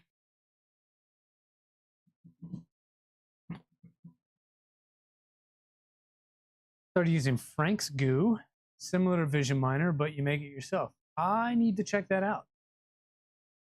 Frank's Goo, is that what it's called? Frank's Goo? Or are we getting this at Luke's lab? Frank's Goo. Oh, there, Instagoo. Okay. And if you guys don't know this, today is CLE Day, which means that a lot of the websites, all of the resellers, both in Europe and in America, a lot in Canada as well, are doing CLE Day sales where you can get, oh, why is that really zoomed in? You can get significant discounts on a range of items. So if you're in the market for some stuff and you have the extra funds in today's day and age, go and get it today. Usually anywhere from 15 to 25% off on a lot of stuff. Not shilling for any particular company. This is just the one that was first on the list, and it's out of stock anyway. So we'll have to set up a reminder for that. Use Magigoo because Vision Miner. So yeah, Vision Miner is expensive. Magigoo works. I've got some as well, right here actually. So we've got some of that as well. You participated in Clee Day. Happy. What'd you get? Parts for a sugarcane build. What is a sugarcane build? I think you meant sugar cube, but autocorrect got you and wrote sugar cane. I think you and I talked about a sugar cube. Yeah, okay. You and I talked about sugar cube at Rocky Mountain. Thanks for the sub, Kenneth Davis. Autocorrect. Yeah, but Magigoo is good. It sounds like Reth is recommending Frank's Goo, so that's probably pretty good. And then I like Vision Miner. It's what I have. It is a little more expensive. It's $45-ish. This Frank stuff is looks to be $20, which is probably why it's sold out. And then you make your own. How do you make it though? What do you do with it?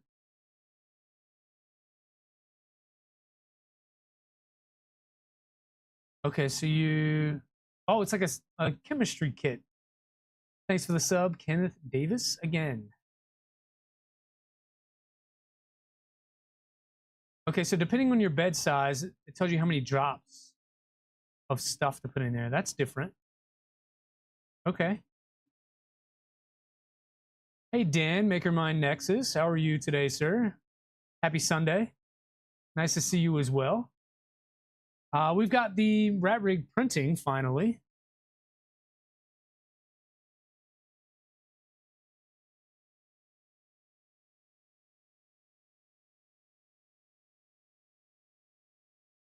We've lost one part already, so there's supposed to be sort of a screw and a cap in the bottom of this cube. That's the residue stuff you're seeing here is what's left over of the cap because the cap came off the bed.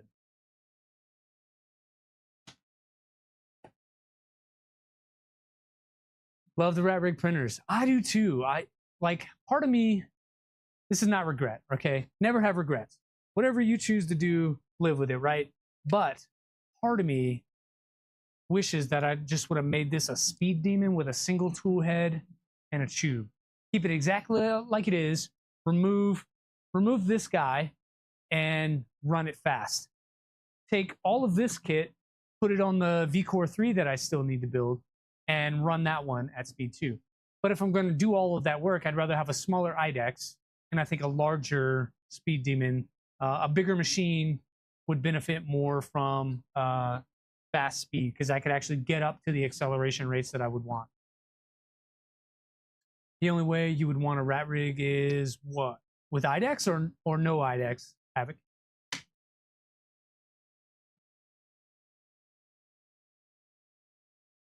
Casey, I'm just seeing your comment about the 0.5 speed demon. Yeah. Okay. Yeah, speed demons are cool. I have several. There's a plan in the works to build a printers for ants small speed demon. John Stell, yeah, it's a 0.5 and it's a tungsten. It's not from Luke. It's an Undertaker nozzle from West 3D. Get the Core 4 and even a single tool head IDEX would be nice, but not needed. Single tool head and IDEX don't really compute. So it's either single tool head or IDEX.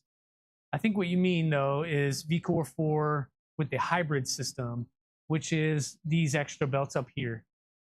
So you have to have the hybrid system to run IDEX, but you don't need IDEX to run IDEX or to run hybrid. Shrimp Daddy.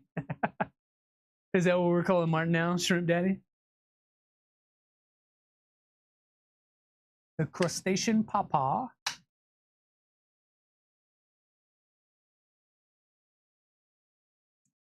Yeah, Havoc, I'm impressed with the build quality on this thing. There was some weirdness with when building. I don't know how much of the previous streams you caught, but some weirdness on building these motor mounts and stacks. Those things are intricate. And you sort of build it upside down, but then need to flip it over to install it. So keeping things where they're supposed to be is a challenge. I chose to use blue painter's tape to kind of hold them in place.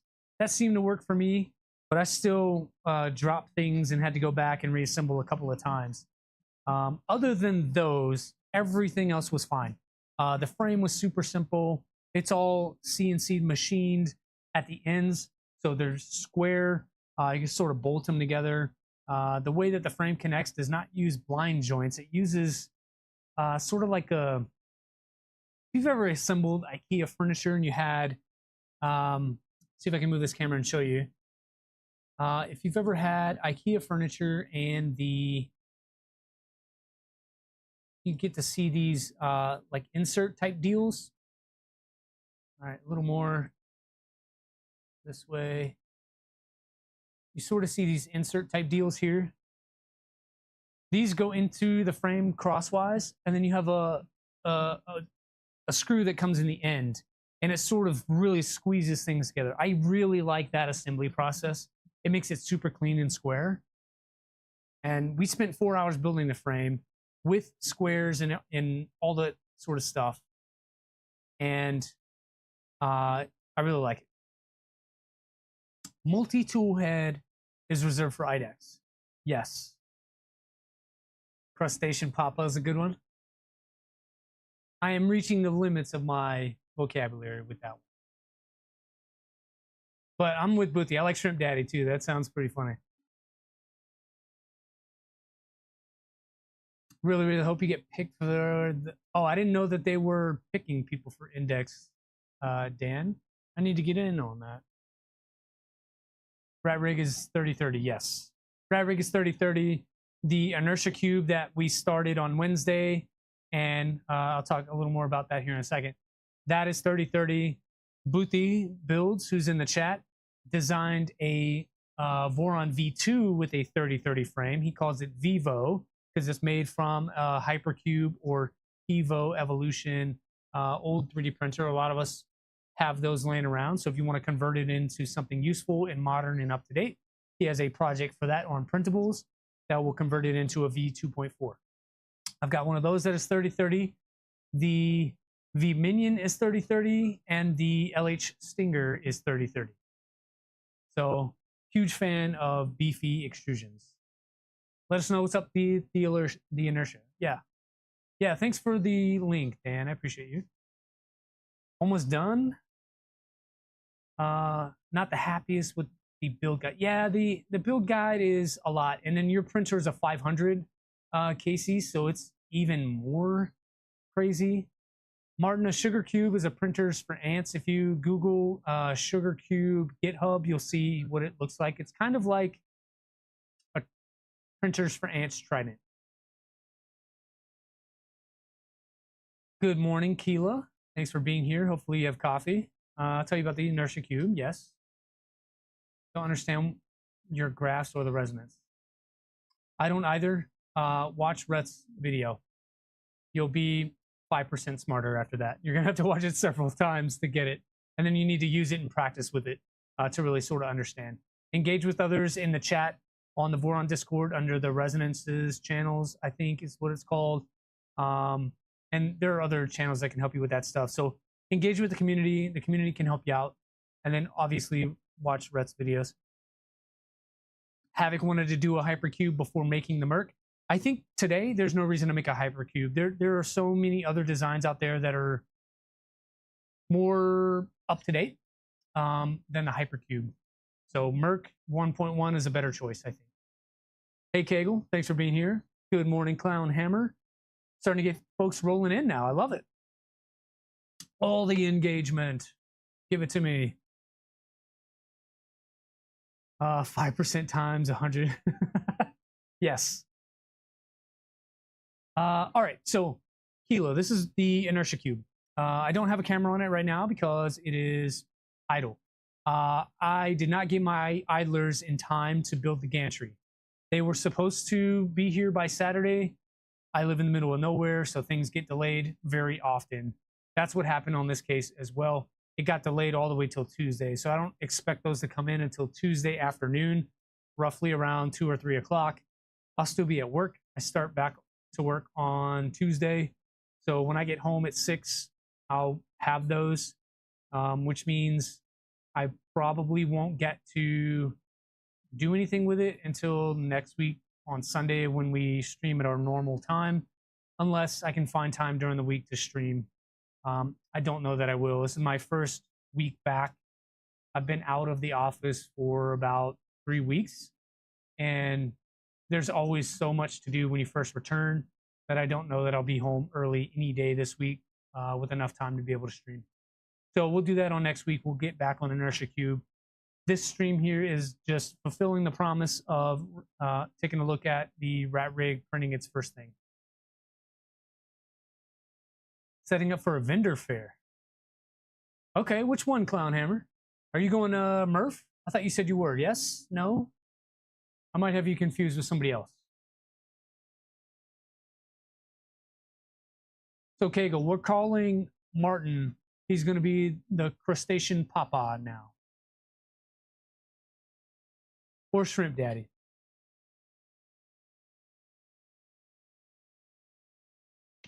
Don't check your Discord after the stream.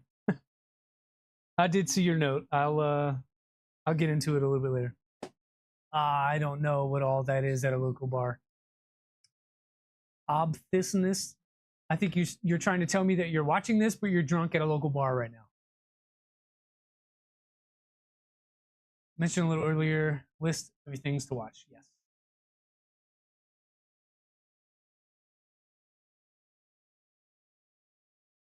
Local bar in English. Got it. That's cool that they're doing a local bar maker fair table selling things event type thing. I wish there was one a little closer to me. 4th of July though, we're doing one nearby, and that one is, can't type for hell on your phone. I just talk to my phone and it translates into English. But on 4th of July, there's one that I may or may not participate in. My wife asked me about it, and I sort of gave a half answer that I would do it. I don't know. I don't know what I would bring to that to hawk my wares. And then also, it's $100 to enter. Just quite steep, I think. So it's $100 just to participate, which means you have to make whatever you're going to bring to the fair, whatever that costs you, and then your $100 entry fee, and then you have to sell all of whatever to make up your $100 plus the cost of making the things that you made.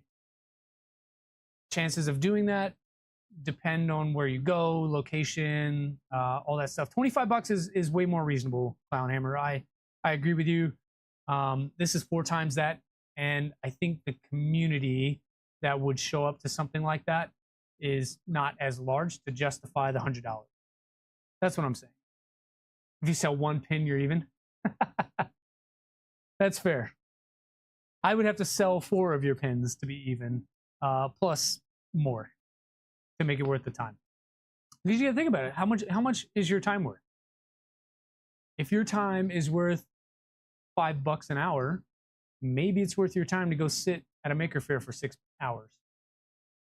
If it is more entertainment for you, then maybe your time, it doesn't matter. You have to have the product folks want. That is always the key. That is always the key. I'm much more of a one-off, print things as needed. I do a lot of stuff for work. I get one-off requests. Like the other day, I got a request for printing some sort of hold-down system for a dirt bike. This guy reached out to me to ask about, he wants to carry extra fuel. So he's got this bladder, this fuel bladder that he straps to the front of his dirt bike and goes out in the desert and rides dirt bikes all day. That kind of stuff, you get to sort of charge a little more for because it's one-off. and it's unique and it's custom. And so we can use different materials. This guy wanted something super strong, heat resistant, something that could deal with the rigors of motocross. And so we're probably going to start with ABS and see how that holds up. If that doesn't work, we still have options for nylon. There's options for PPS, carbon fiber, and some other things. So we're going to look at all of that. And then also you could do PET, no G, CF. So all of those are options that we pitched, and of course we'll adjust pricing accordingly. But all of those things are different, and you get to charge different pricing. I'll say it that way. Oh, you don't count, it'll depress you. Yeah, you definitely have to count time. Maybe not print time as much, but definitely machine time. Machine time, if you go anywhere else, you have something CNC, laser cut, whatever, there's machine time that goes into that cost. It may not be explicitly line itemed out, but it's there. And that is because we have to do maintenance on the machine. Belts wear out, bearings wear out, heaters die, thermistors die. That just came off the bed. That just came off the bed. So those things definitely happen, and you have to account for that, or you just you need to make a little bit to sustain the hobby at the very least.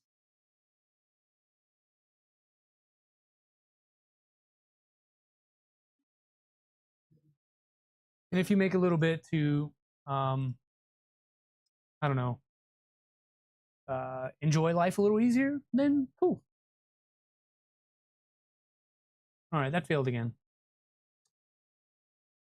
So we restarted. I think a little more squish is in order. And so I think the next step we should definitely look at is going into the slicer and probably doing a first layer test and running through the calibration built into Orca here.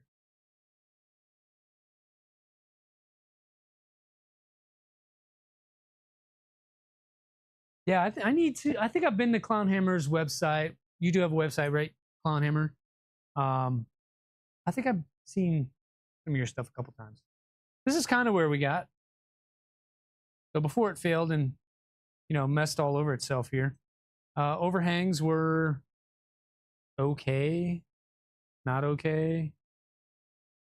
Definitely some cooling there. So we're probably a little hot on the temperature or a little low on the cooling. That's a pretty steep overhang there. And it made it curled up at the end right here. So probably a little warm. Quality on the surface, not great at all. There are definitely some overheating issues. 220 is too hot. I can already tell you that. Lots of ringing. Pressure advance needs to be tuned. Definitely see the ringing here on this side. You can definitely see it there. Need to bring it back online, the website. Yeah. If you bring it up, man, drop me a link. So again, ringing here on this corner, pressure advance on that corner. A lot of work to do. We'll get it printing nice though. But first step should always be to print some sort of cube so that you know where you're starting from. And this is where we're starting from. So probably a solid 8 to 10 hours of tuning to be had to get this thing printing nice. Would also potentially help to remove it from the plastic folding table. So that's that. I think what I'm gonna do is go through a little bit of the slicer, and then we'll call the stream here in maybe half an hour or something. But I like this machine. I just kind of want to play with it. So I did tweak the generic PLAs. I know that you can't see this. Let me see if I can change it so you can see these pop-up windows as they come up. Let's see.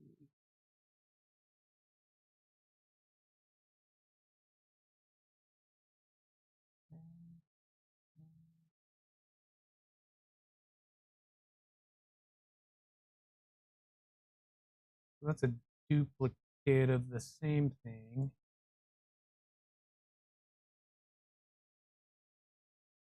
I just want you guys to be able to see these pop-ups as they happen. So There's a pop-up on the window now, and you cannot see it. So I know that's not it.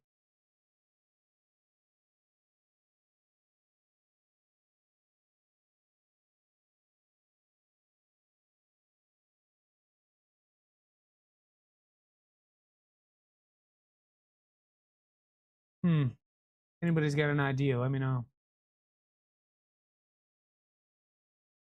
I think I need to capture a window, and then we'll add a new one, and then we'll point it to,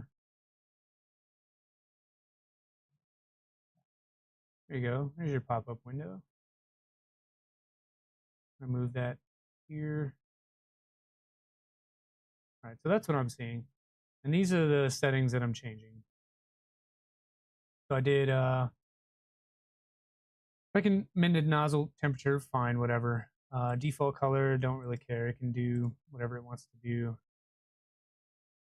We'll probably have to tune this flow ratio a little bit. We definitely need to do some pressure advance. 220 is too hot for this. I really think it needs to come down to about 210. Those first layers and those overhangs didn't really work out. I had 65 on the first layer. That's what I changed. Probably do the same here because that did end up coming off the bed eventually. I think a little bit of extra squish will help, but some higher temp will help as well. Like I said, a little bit chilly in the garage today.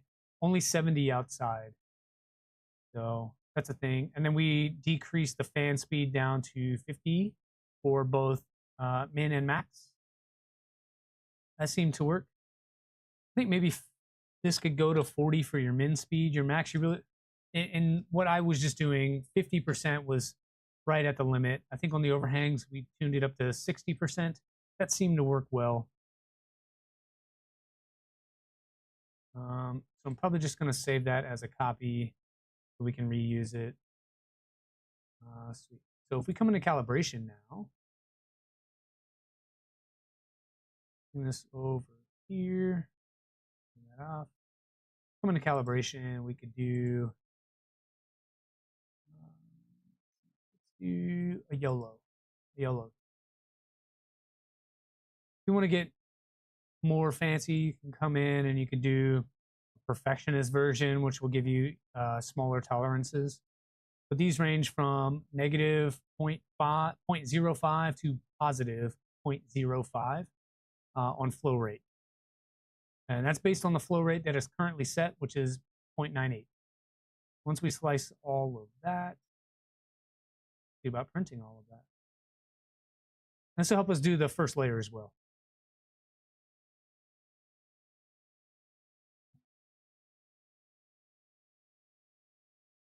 Make sure it's taking, and it is. We're just homing right now. I'm going to pull up the baby step menu and take you guys back to the machine. We'll do this last little print here. We'll see what we get. And this is not meant to be an entire, this is how I set up and tune my printer stream. There are a ton of videos online for that.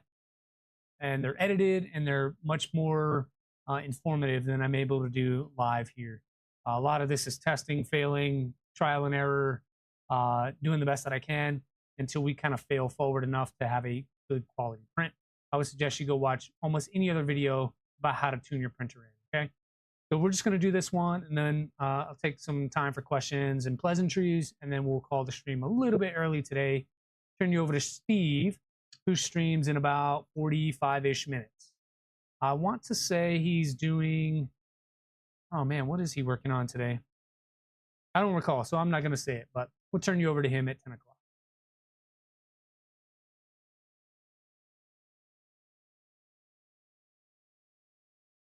You can see there's a little bit of that filament left over from earlier. We'll get the scraper out. Where'd it go? What'd I do with it? Oh, right here. Once that moves out of the way, we'll take that off of there. Doesn't super matter that it gets into the print. These are just test prints, but if I want to examine that bottom layer and really tell what's going on, I need to get that out of the way.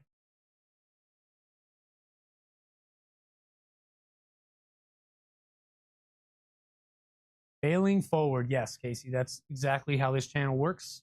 We get it wrong and wrong and wrong until we get it right. The hard part about it is noticing what you changed to get it right. And I think it'll be the same for you when you start building and getting close to the end of that 500 build. You'll start to run into little nagging, dumb issues that are, you know, for the most part, easy fixes. They just take some research and trying a thing, and then that doesn't work, so you try something else. Eventually, you find out what it is. Like, I still need to get the nozzle alignment system on this working. I've not been able to figure that out yet, so I need to do that. And then I need to build the rat pack and add that to my machine. I also have a heater for it. It is a pretty large chamber, and so just maintaining temperature when it's a little bit chilly in here, like right now it's only about 65, so pretty nice for a human to live. But for a printer that has been cold soaked overnight, it takes a little bit for that chamber to get up. So if we add a heater to this, it should help get up to temperature a little quicker, and then also maintain temperature, especially in the wintertime. So I'm interested in doing all of that. Check out the first layer. Already looks better than the last one. I'm going to give it a little bit of squish, though, based on Reth's recommendation. So we'll go down, I don't know, half, like a 0.05 millimeters, just to really press it into the PEI. And hopefully that keeps things secured.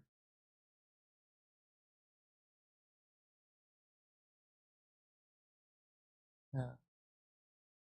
So initially, I'm not seeing a bunch of like ridges on there. It still feels pretty smooth. So I think that's about right on where we want to be.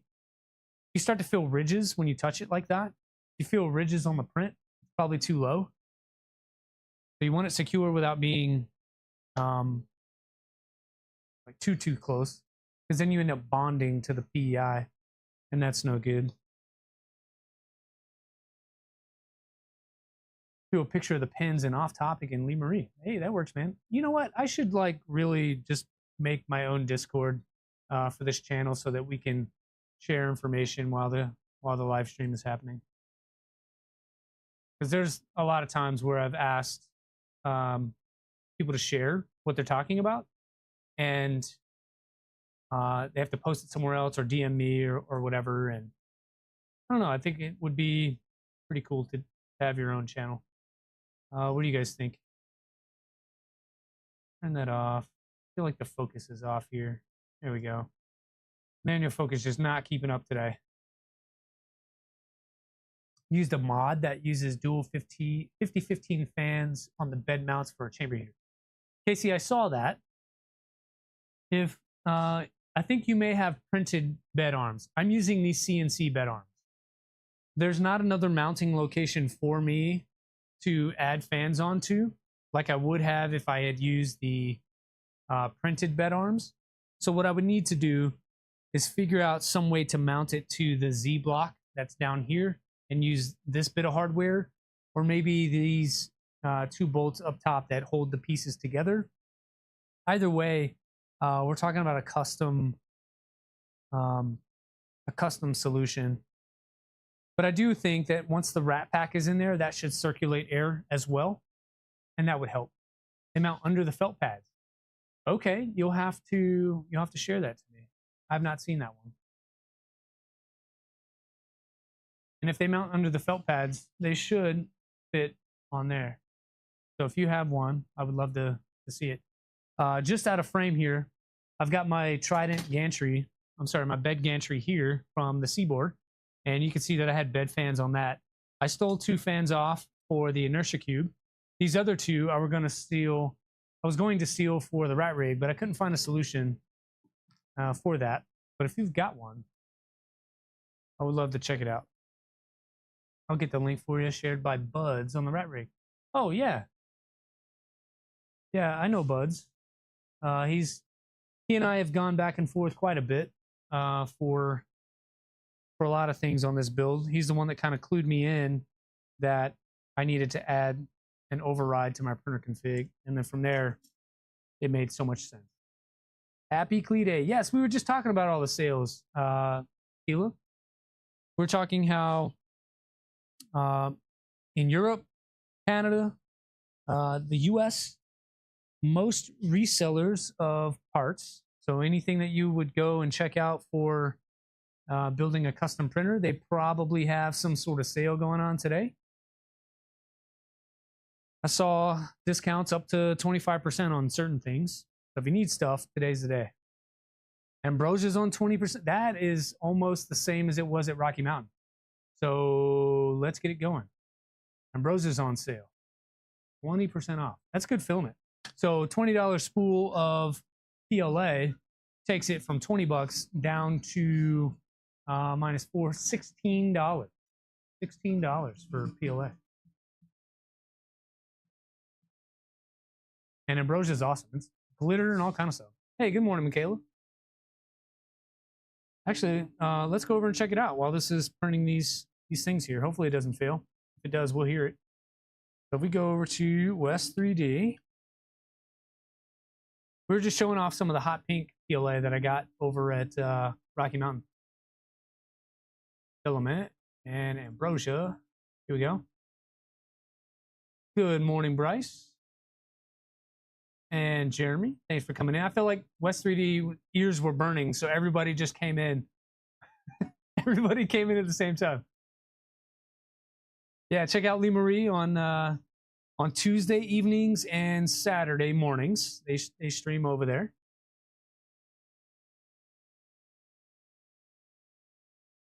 Yeah, West is awesome. I get to hang out with those guys at Rocky Mountain. Everybody on the team was amazing and nice and helpful and talkative, and everyone seemed to be there for the same reason. We love this hobby and building 3D printers and doing custom cool stuff. And so hanging out with them and asking questions and learning was really cool. Yeah, so it looks like ASA is only $22, and then 20% of that, you're getting about $4.50 off the price. So less than $20 for ASA. PLA goes from $20 down to $16 on PLA. And that's for sparkle or regular. Oh, she beat you to it? Love Clee Day. Got a spool of Cookie Cat. I need to get some Cookie Cat. They showed off. I saw Funfetti at Rocky Mountain. I want some of that. My girls would love. I don't think I have any of their stuff. I have 0 Cookie Cat in the collection. My girls would love some of that Funfetti. Good morning.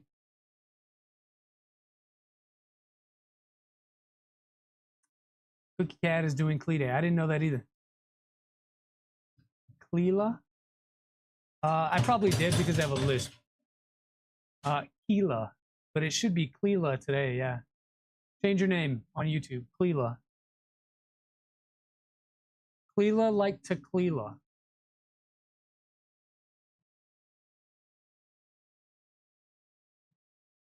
I like this ASA carbon fiber. That dark purple, that right there. I think I want some of that. I got red, dark blue. Good morning. You want to come say hi? No? Oh, Clee LA. Got you. Clee LA. Got it. Not seeing any discounts with the usual suspects in the UK. Boothie, I think you go into the Discord and then you go to, I got like 7 messages from Reth over here. Oh yeah, thanks. Send me a whole bunch of configs. Thank you, sir. And I will do all of the things that you suggested. Just seeing your message. And then Dan, just seeing yours as well. Thank you. If you go to the Voron Discord, and then if you go under Clee Day Deals, you can see all of the different deals in here from all the different resellers. So if you're in a different place, not the US, and your reseller is not Fabrico, West 3D, KB3D, Provoke 3D, any of those kinds of things, go over here, check out some of the deals. For Boothie, it looks like JB, so Johnny Bravo 3D.UK has some stuff. What is this other one? Vector 3D has some stuff. If you like custom laser engraving things, so if you like plates for your printers where it's your serial, your name, that kind of thing, Focal Point has a sale. Lab 4450 has a sale going on. Ishix Tech has a sale, and it's International Clee Day, so there's some stuff there. Of course, Fabrico, E3D, 12 Clee D has some stuff. Luke's Lab, Viperworks, 3DO. Like there's just a ton of stuff.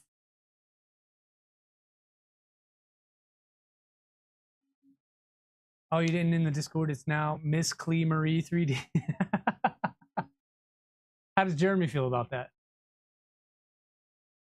Jeremy and Cleela.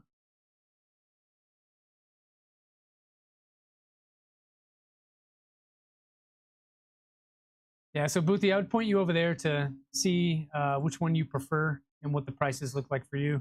I want to say there's some Canada stuff in there too. You did change your name. Yeah, I'm tracking what you're saying. Yeah, so I think we're gonna get some of that ASA. Let's see what else is in here. Some PCCF. Oh, that reminds me. I want to do a 3D sets car. I remember being a kid and building model cars and things like that, but I've never built an RC. So I think I want to do that. On West, I want to see if the 3D sets kit is available for a discount. We need that kit, and we're going to do all of it. Add that in there. But one of the things, yeah, look at that. So even on your 3D sets, it's already on sale from $190 down to $171. And then you get an extra $15 off, which brings it way down. You're getting $6.50 off of any ASA. That's awesome pricing. But on that filament note, I want to go back to that PCCF. Some of the parts need to be PCCF. And of course, black is out. Dang it, I should have got it yesterday. Black is out. So you got blue and you got red for PCCF. I like blue. We'll add some of that in there. And I think I still have some Pruchement if I really want black. Casey prints RC bodies. Okay. What kind of RC cars, Casey?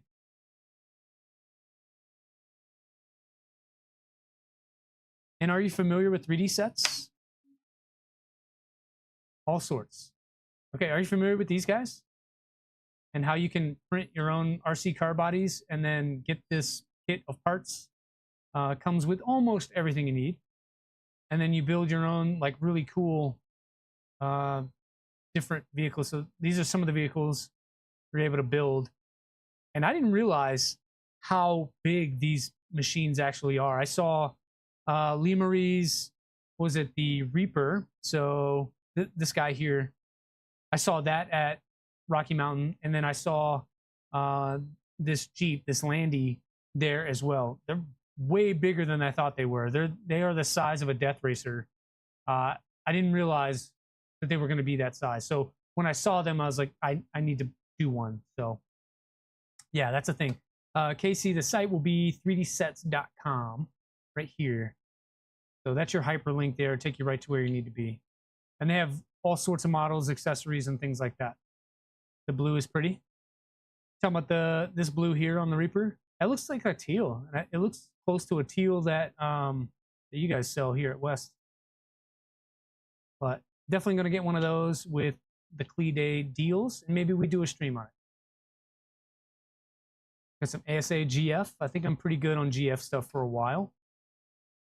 And then you have some PC ABS. Maybe I can get black there. Yeah, that'll work. Ooh, and it's galactic black. So we'll get that and take out this PCCF. I don't need that one. What's up, Double T? We're just talking about you. Kits are badass. Yes, they are. I love them. Double T, I'm joking. We were not talking about you. But I'm still waiting for my bottom panel. Still waiting for the bottom panel. You need to message me about it. Let's get to work. I'm ready to go. He said you're working on it today. I'm joking. No pressure.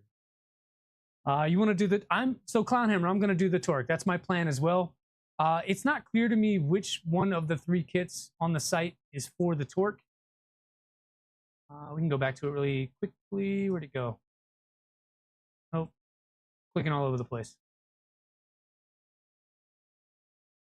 I think it's the Reaper kit. So West has the 3. I think the Reaper kit is the one that you want for the torque. It's not explicitly said either in the description here or on the 3D set site. That's probably because it's still new. It's one of the newer models that they have, and they just released like some upgrade packs where you can build a convertible version. And then if you have a multi-material capable printer, you can do graphics down the side of the car. So with those upgrade packs, it makes it a lot more appealing. And so here in the description, it doesn't tell me what kit. So if I look at the Sakura kit, it doesn't tell me which one to get for the torque. And then if I go to 3D sets, it also doesn't tell me which one to do. Whatever. So if you come in here and you read more, it gives you all the normal information that you need. And then you can go over to the BOM. But the BOM is just all the individual parts. It doesn't reference kits at all. But what got me was this magnetic drivetrain. I really want to try that out. That looks super cool. All of these graphics on this GIF here, those are all printed. Those are not stickers. So that's one of the upgrade packs you can do. You could put LEDs in it. You've got magnetic shocks on it. And then everything fits on a Prusa Mark IV, Mark III, or a similar size machine. I loaded up most of the parts on my X1 Carbon. Everything seemed to fit on there. So if you have something like that, it should also work. Want to do the torque. Primarily rock crawler chassis, but have done others. Yeah, the rock crawlers, let's look at those. So they have a ton of different models. I think you're going to probably want something like the Landy or this Rancher or this Mini 4x4. I was kind of torn between this Mini 4x4 or that torque model. This one caught my eye. This tan looking Africa looking one. That one really caught my eye. And that one was pretty cool. You have these dump trucks. We will add new models on our next order of 3D sets. Just trying to sell some of the ones you already have. Cool. What new models? That van, yeah. I like the A-Team van. That's really cool. This dump truck. I like this one. And it actually dumps. If your RC car is not dumping, you're not doing it right. So that one's interesting. We'll look at that van that Bryce was just talking about. So the A-Team van, you can make it A-Team sort of style, or you can make it Max style, which is kind of a rock crawler van sort of vibe to it. And they're very, very detailed for what they are. And here's the cool part about it. You break something because you're rock crawling with it, you just print a new one. So we're definitely going to print one of those. It's one of the new models we will carry is the van and the semi. Okay. So when you say carry, you're talking like the specific kit with all the parts particular to that build? Is that what you mean? And then, of course, you got the boat. If you want the boat, you can add that on there. And then it looks like they have a trailer. The A-Team van can fit 14 cans of beverages. So I saw on 3D Set's blog here that they made an XL version. So it's a giant version of that van. But they have some other stuff too. So there are like upgrade packs. If you got the torque on day one, right, and you wanted to upgrade it, make it convertible, put the stripes on it, whatever, you can get these packs and it unlocks other things that you can add to the RC car. Camping trailer, car hauler trailer, soft tops. So you can really get into it and do all sorts of things. This was the Max Team XL. So this thing I saw the other day, look at the size of that one compared to this guy. It's huge. Just a massive, massive vehicle. It takes one of their it takes one of their other cars inside of it. It's so big. That was really cool. I don't know that this is available. I saw some comments where folks were asking for them to make it available. We'll see. How's it powered? It looks like it's powered with lithium batteries. I'm not an RC guy, but normal batteries from what I understand. So if I go back to this guy, maybe he's got some information on the particular type. Here you go.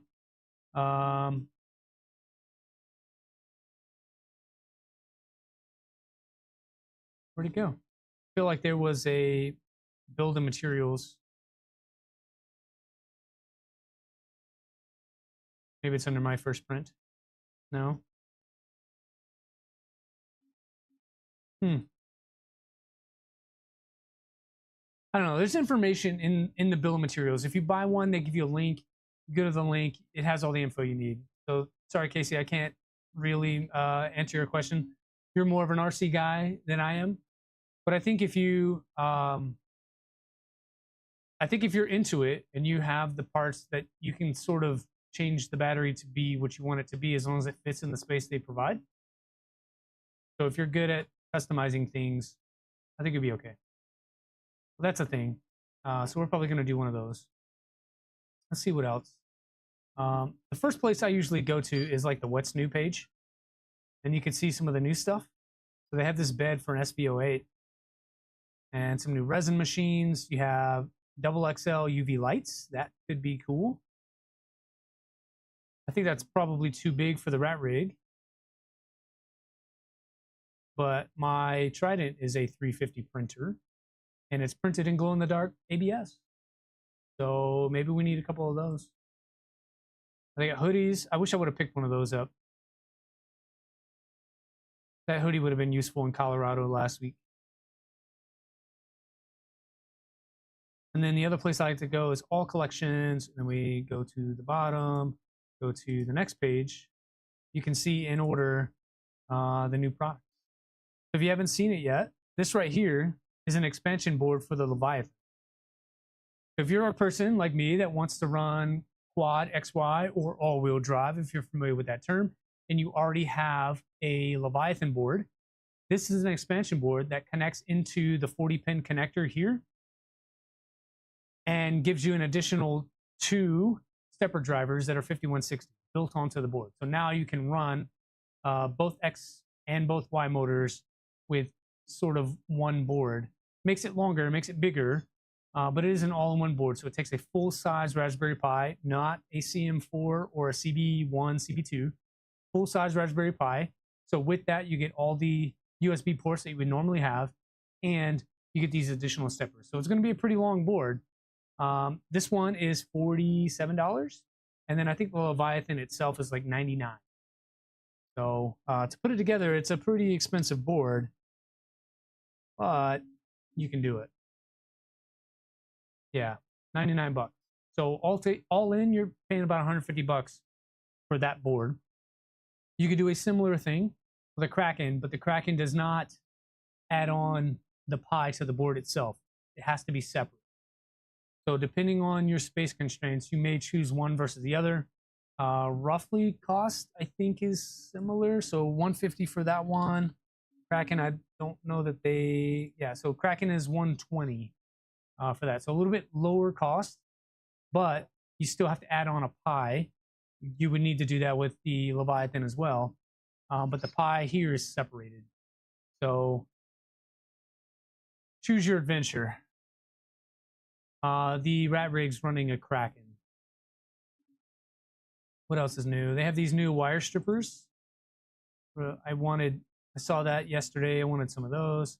And the Jabberwocky. I got to see this at Rocky Mountain. If you are not familiar with this, is your first time seeing it, this is LDO's answer to an all-in-one tool head that can serve as a filament cutter as well. So if you have a box turtle and you're running a Voron printer, we'll keep it pretty standard. You have a Voron printer, the idea is you can get this tool head either by itself in parts and you print your own stuff, or you can get it assembled with people printing parts for you. They give you everything you need to just put things together and put it on your machine. And it'll work with a Box Turtle or other AMS type system. Pretty small. It runs 3010 high static pressure fans. So where's that info here? Yeah, so on the front, you have the 2510 high static pressure fan. To the side, you have 2 of the 3010 version. It comes with the hot end. It comes with the tool head board. It comes with the extruder. You get your filament sensors in there. You have your filament cutter in there. You have all of the things that you need all in one package. So instead of sourcing all over the place, unless you really want to be that custom, LDO is making it very easy to just buy one thing and you've got everything you need. You get the iOS version. I did not know that was a thing. Not a fan on small gauge. How about GitHub? The GitHub should be available. Let's see. LDO, I'm sorry, West3D is usually pretty good about putting links to things in their descriptions. I didn't see it here. But I imagine anything that LDO says, they always have some sort of GitHub you can go to and look at. And that should be the case here as well.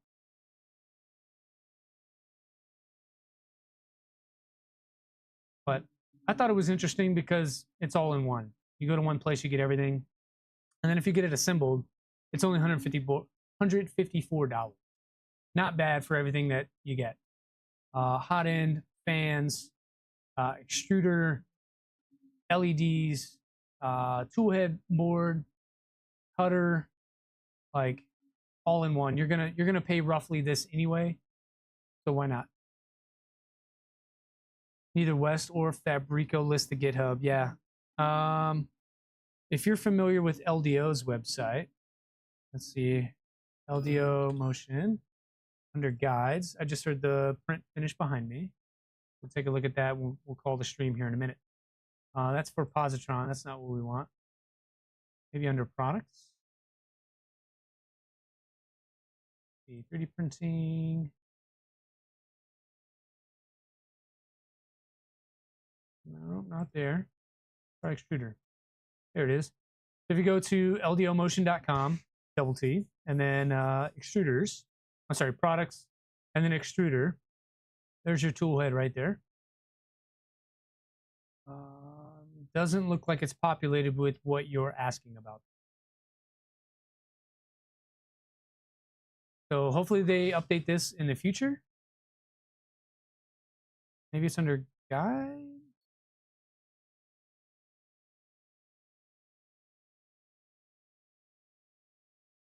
Yeah, no GitHub. So maybe they're still working on it, refining it. This thing's not due to release. Saw it here.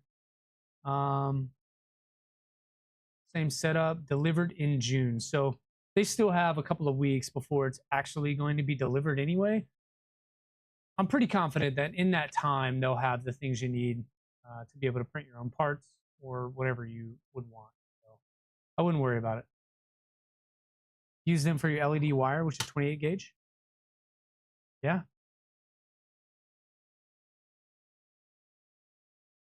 So that's that. Lots of sales. Personally, I'm not going to get one of these, only because I have all of this stuff anyway. I have tool head boards, extruders, fans, blah, blah, blah, that I need to use up before I just get more of it. And I'm definitely more in a, when's your birthday, Ref? We can talk about it. I will hand deliver it to you. I will print your parts in the color of your choosing and hand deliver it to you for your birthday. Give me a message.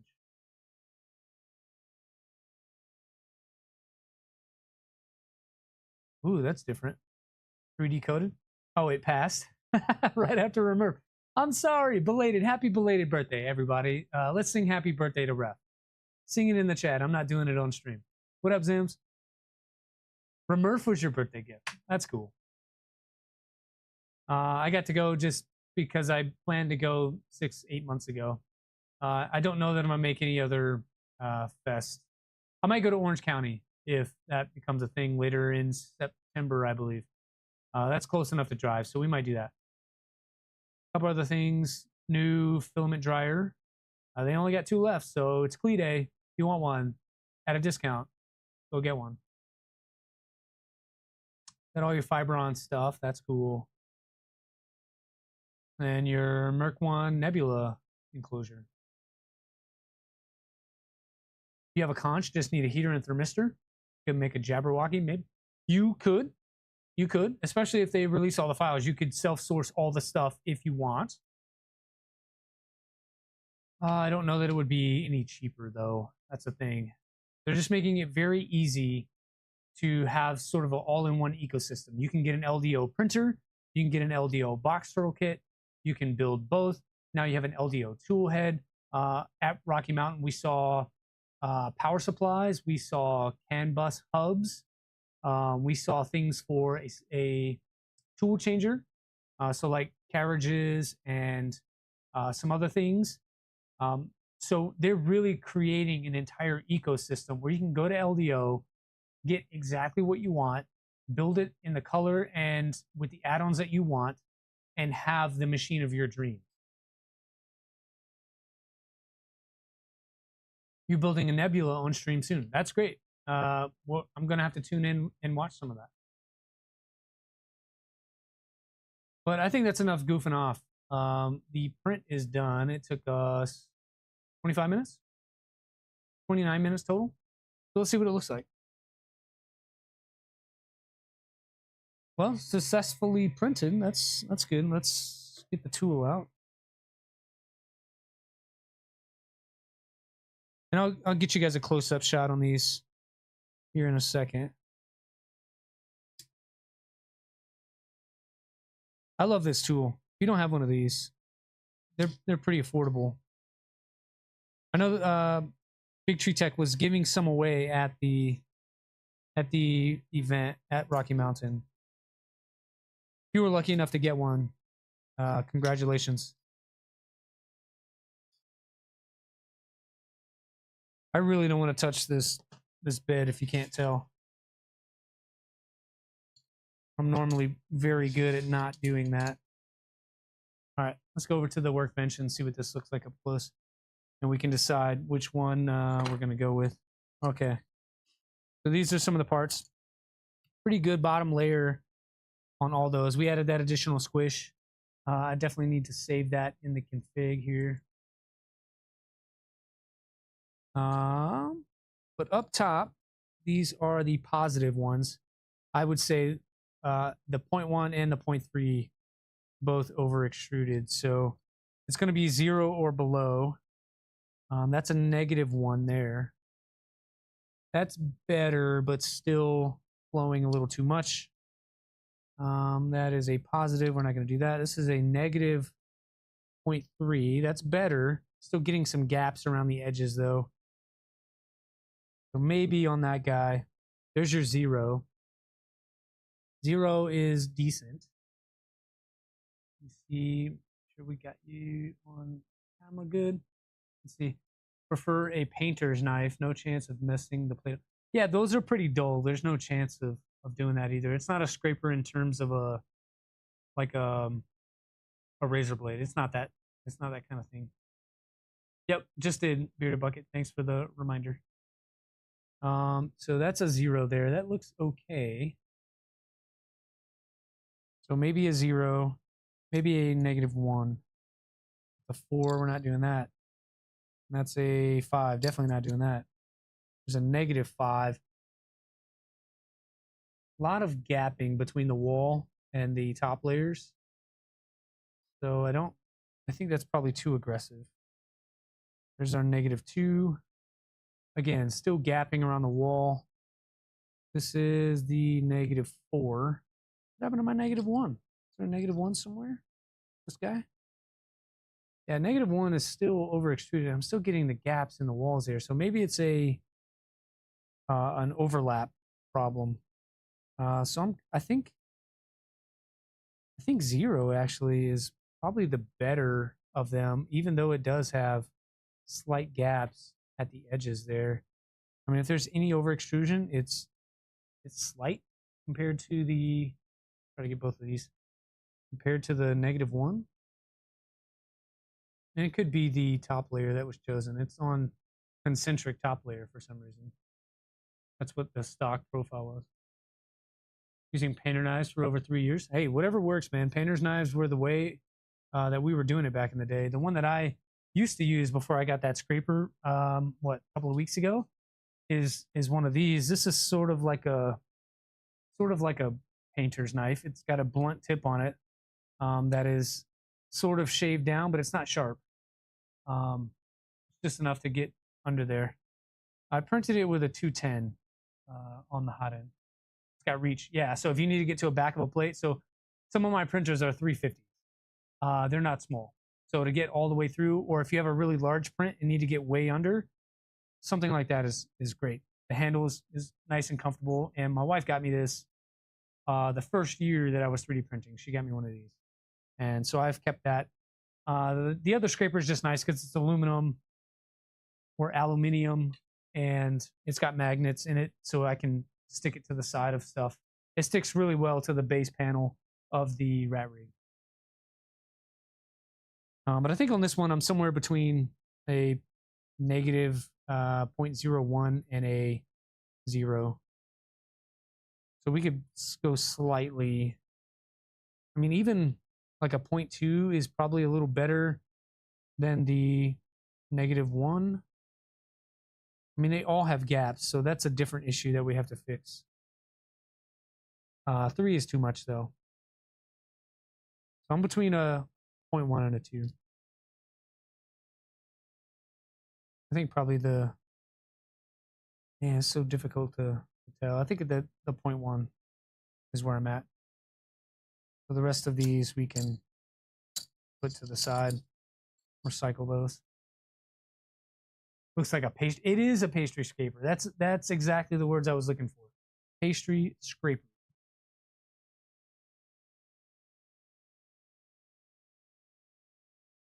Okay, successful first print. And we covered a lot today. Covered a lot. But we're gonna have to end it sometime, and we're getting close to 10 o'clock. So 3-hour stream in the bag. Plan for next week. We always talk about the plan for next week, and that's for accountability purposes. Okay. Back on the inertia cube. I'm gonna do more tuning on the RatRig today. Play around, see what I can get out of it. I need to put it back on this rack over here. So this space at the bottom that you see between the printer here and this printer sort of here, this is what's called a mini V. It's a printers for ants derivative. Works-ish. I need to play with it. Haven't played with it in 8 months. This is my Trident 350 all-wheel drive. RatRig sits in between. Above, you see a bunch of other printers and projects and whatever. We could talk about those later. But I'm going to get the printer back in its place on the shelf where it's more stable. It doesn't rock around. Tune in a little more today throughout the day. Play with it a little bit. And then see what we get. Keep an eye on the channel. I'm going to post the best cube that I can get today on the channel, either tonight or tomorrow morning. And you guys will see the results of my efforts, and maybe I'll put some details in there on what I did. Okay. There's a little bit more on the config to do. Again, we have to get the nozzle alignment going, make sure that VAOC is working properly. I got to get some very helpful macros that Reth sent over. Thank you, sir. I got to get those in the config and play with that stuff. So that is all the things. Thank you, Zims, for offering to help out.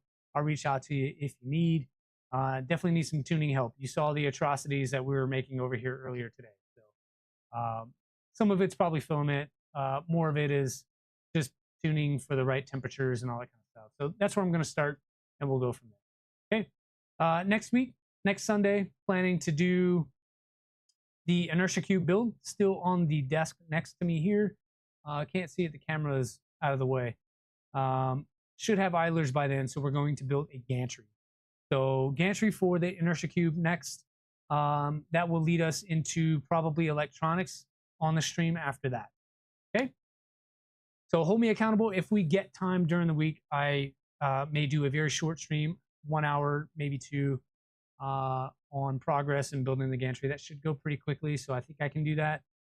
but we'll play it by ear. Definitely on Sunday though, okay? You guys enjoy your week. Tomorrow is Memorial Day. Take 15 seconds and consider those who aren't with us anymore, who fought for us to be able to have something like a Memorial Day where a lot of us have the day off and consider it a holiday. I plan to do the same. I'm going to go do Murph with the rest of the team on tomorrow, and then we're going to come back and celebrate being free. So if it is in your practice to do so, I would encourage you to join me on that one, and enjoy the rest of your week, guys. Enjoy your Memorial Days. Have fun with your families. Thank you for your support and your service. And we'll talk to you guys next week.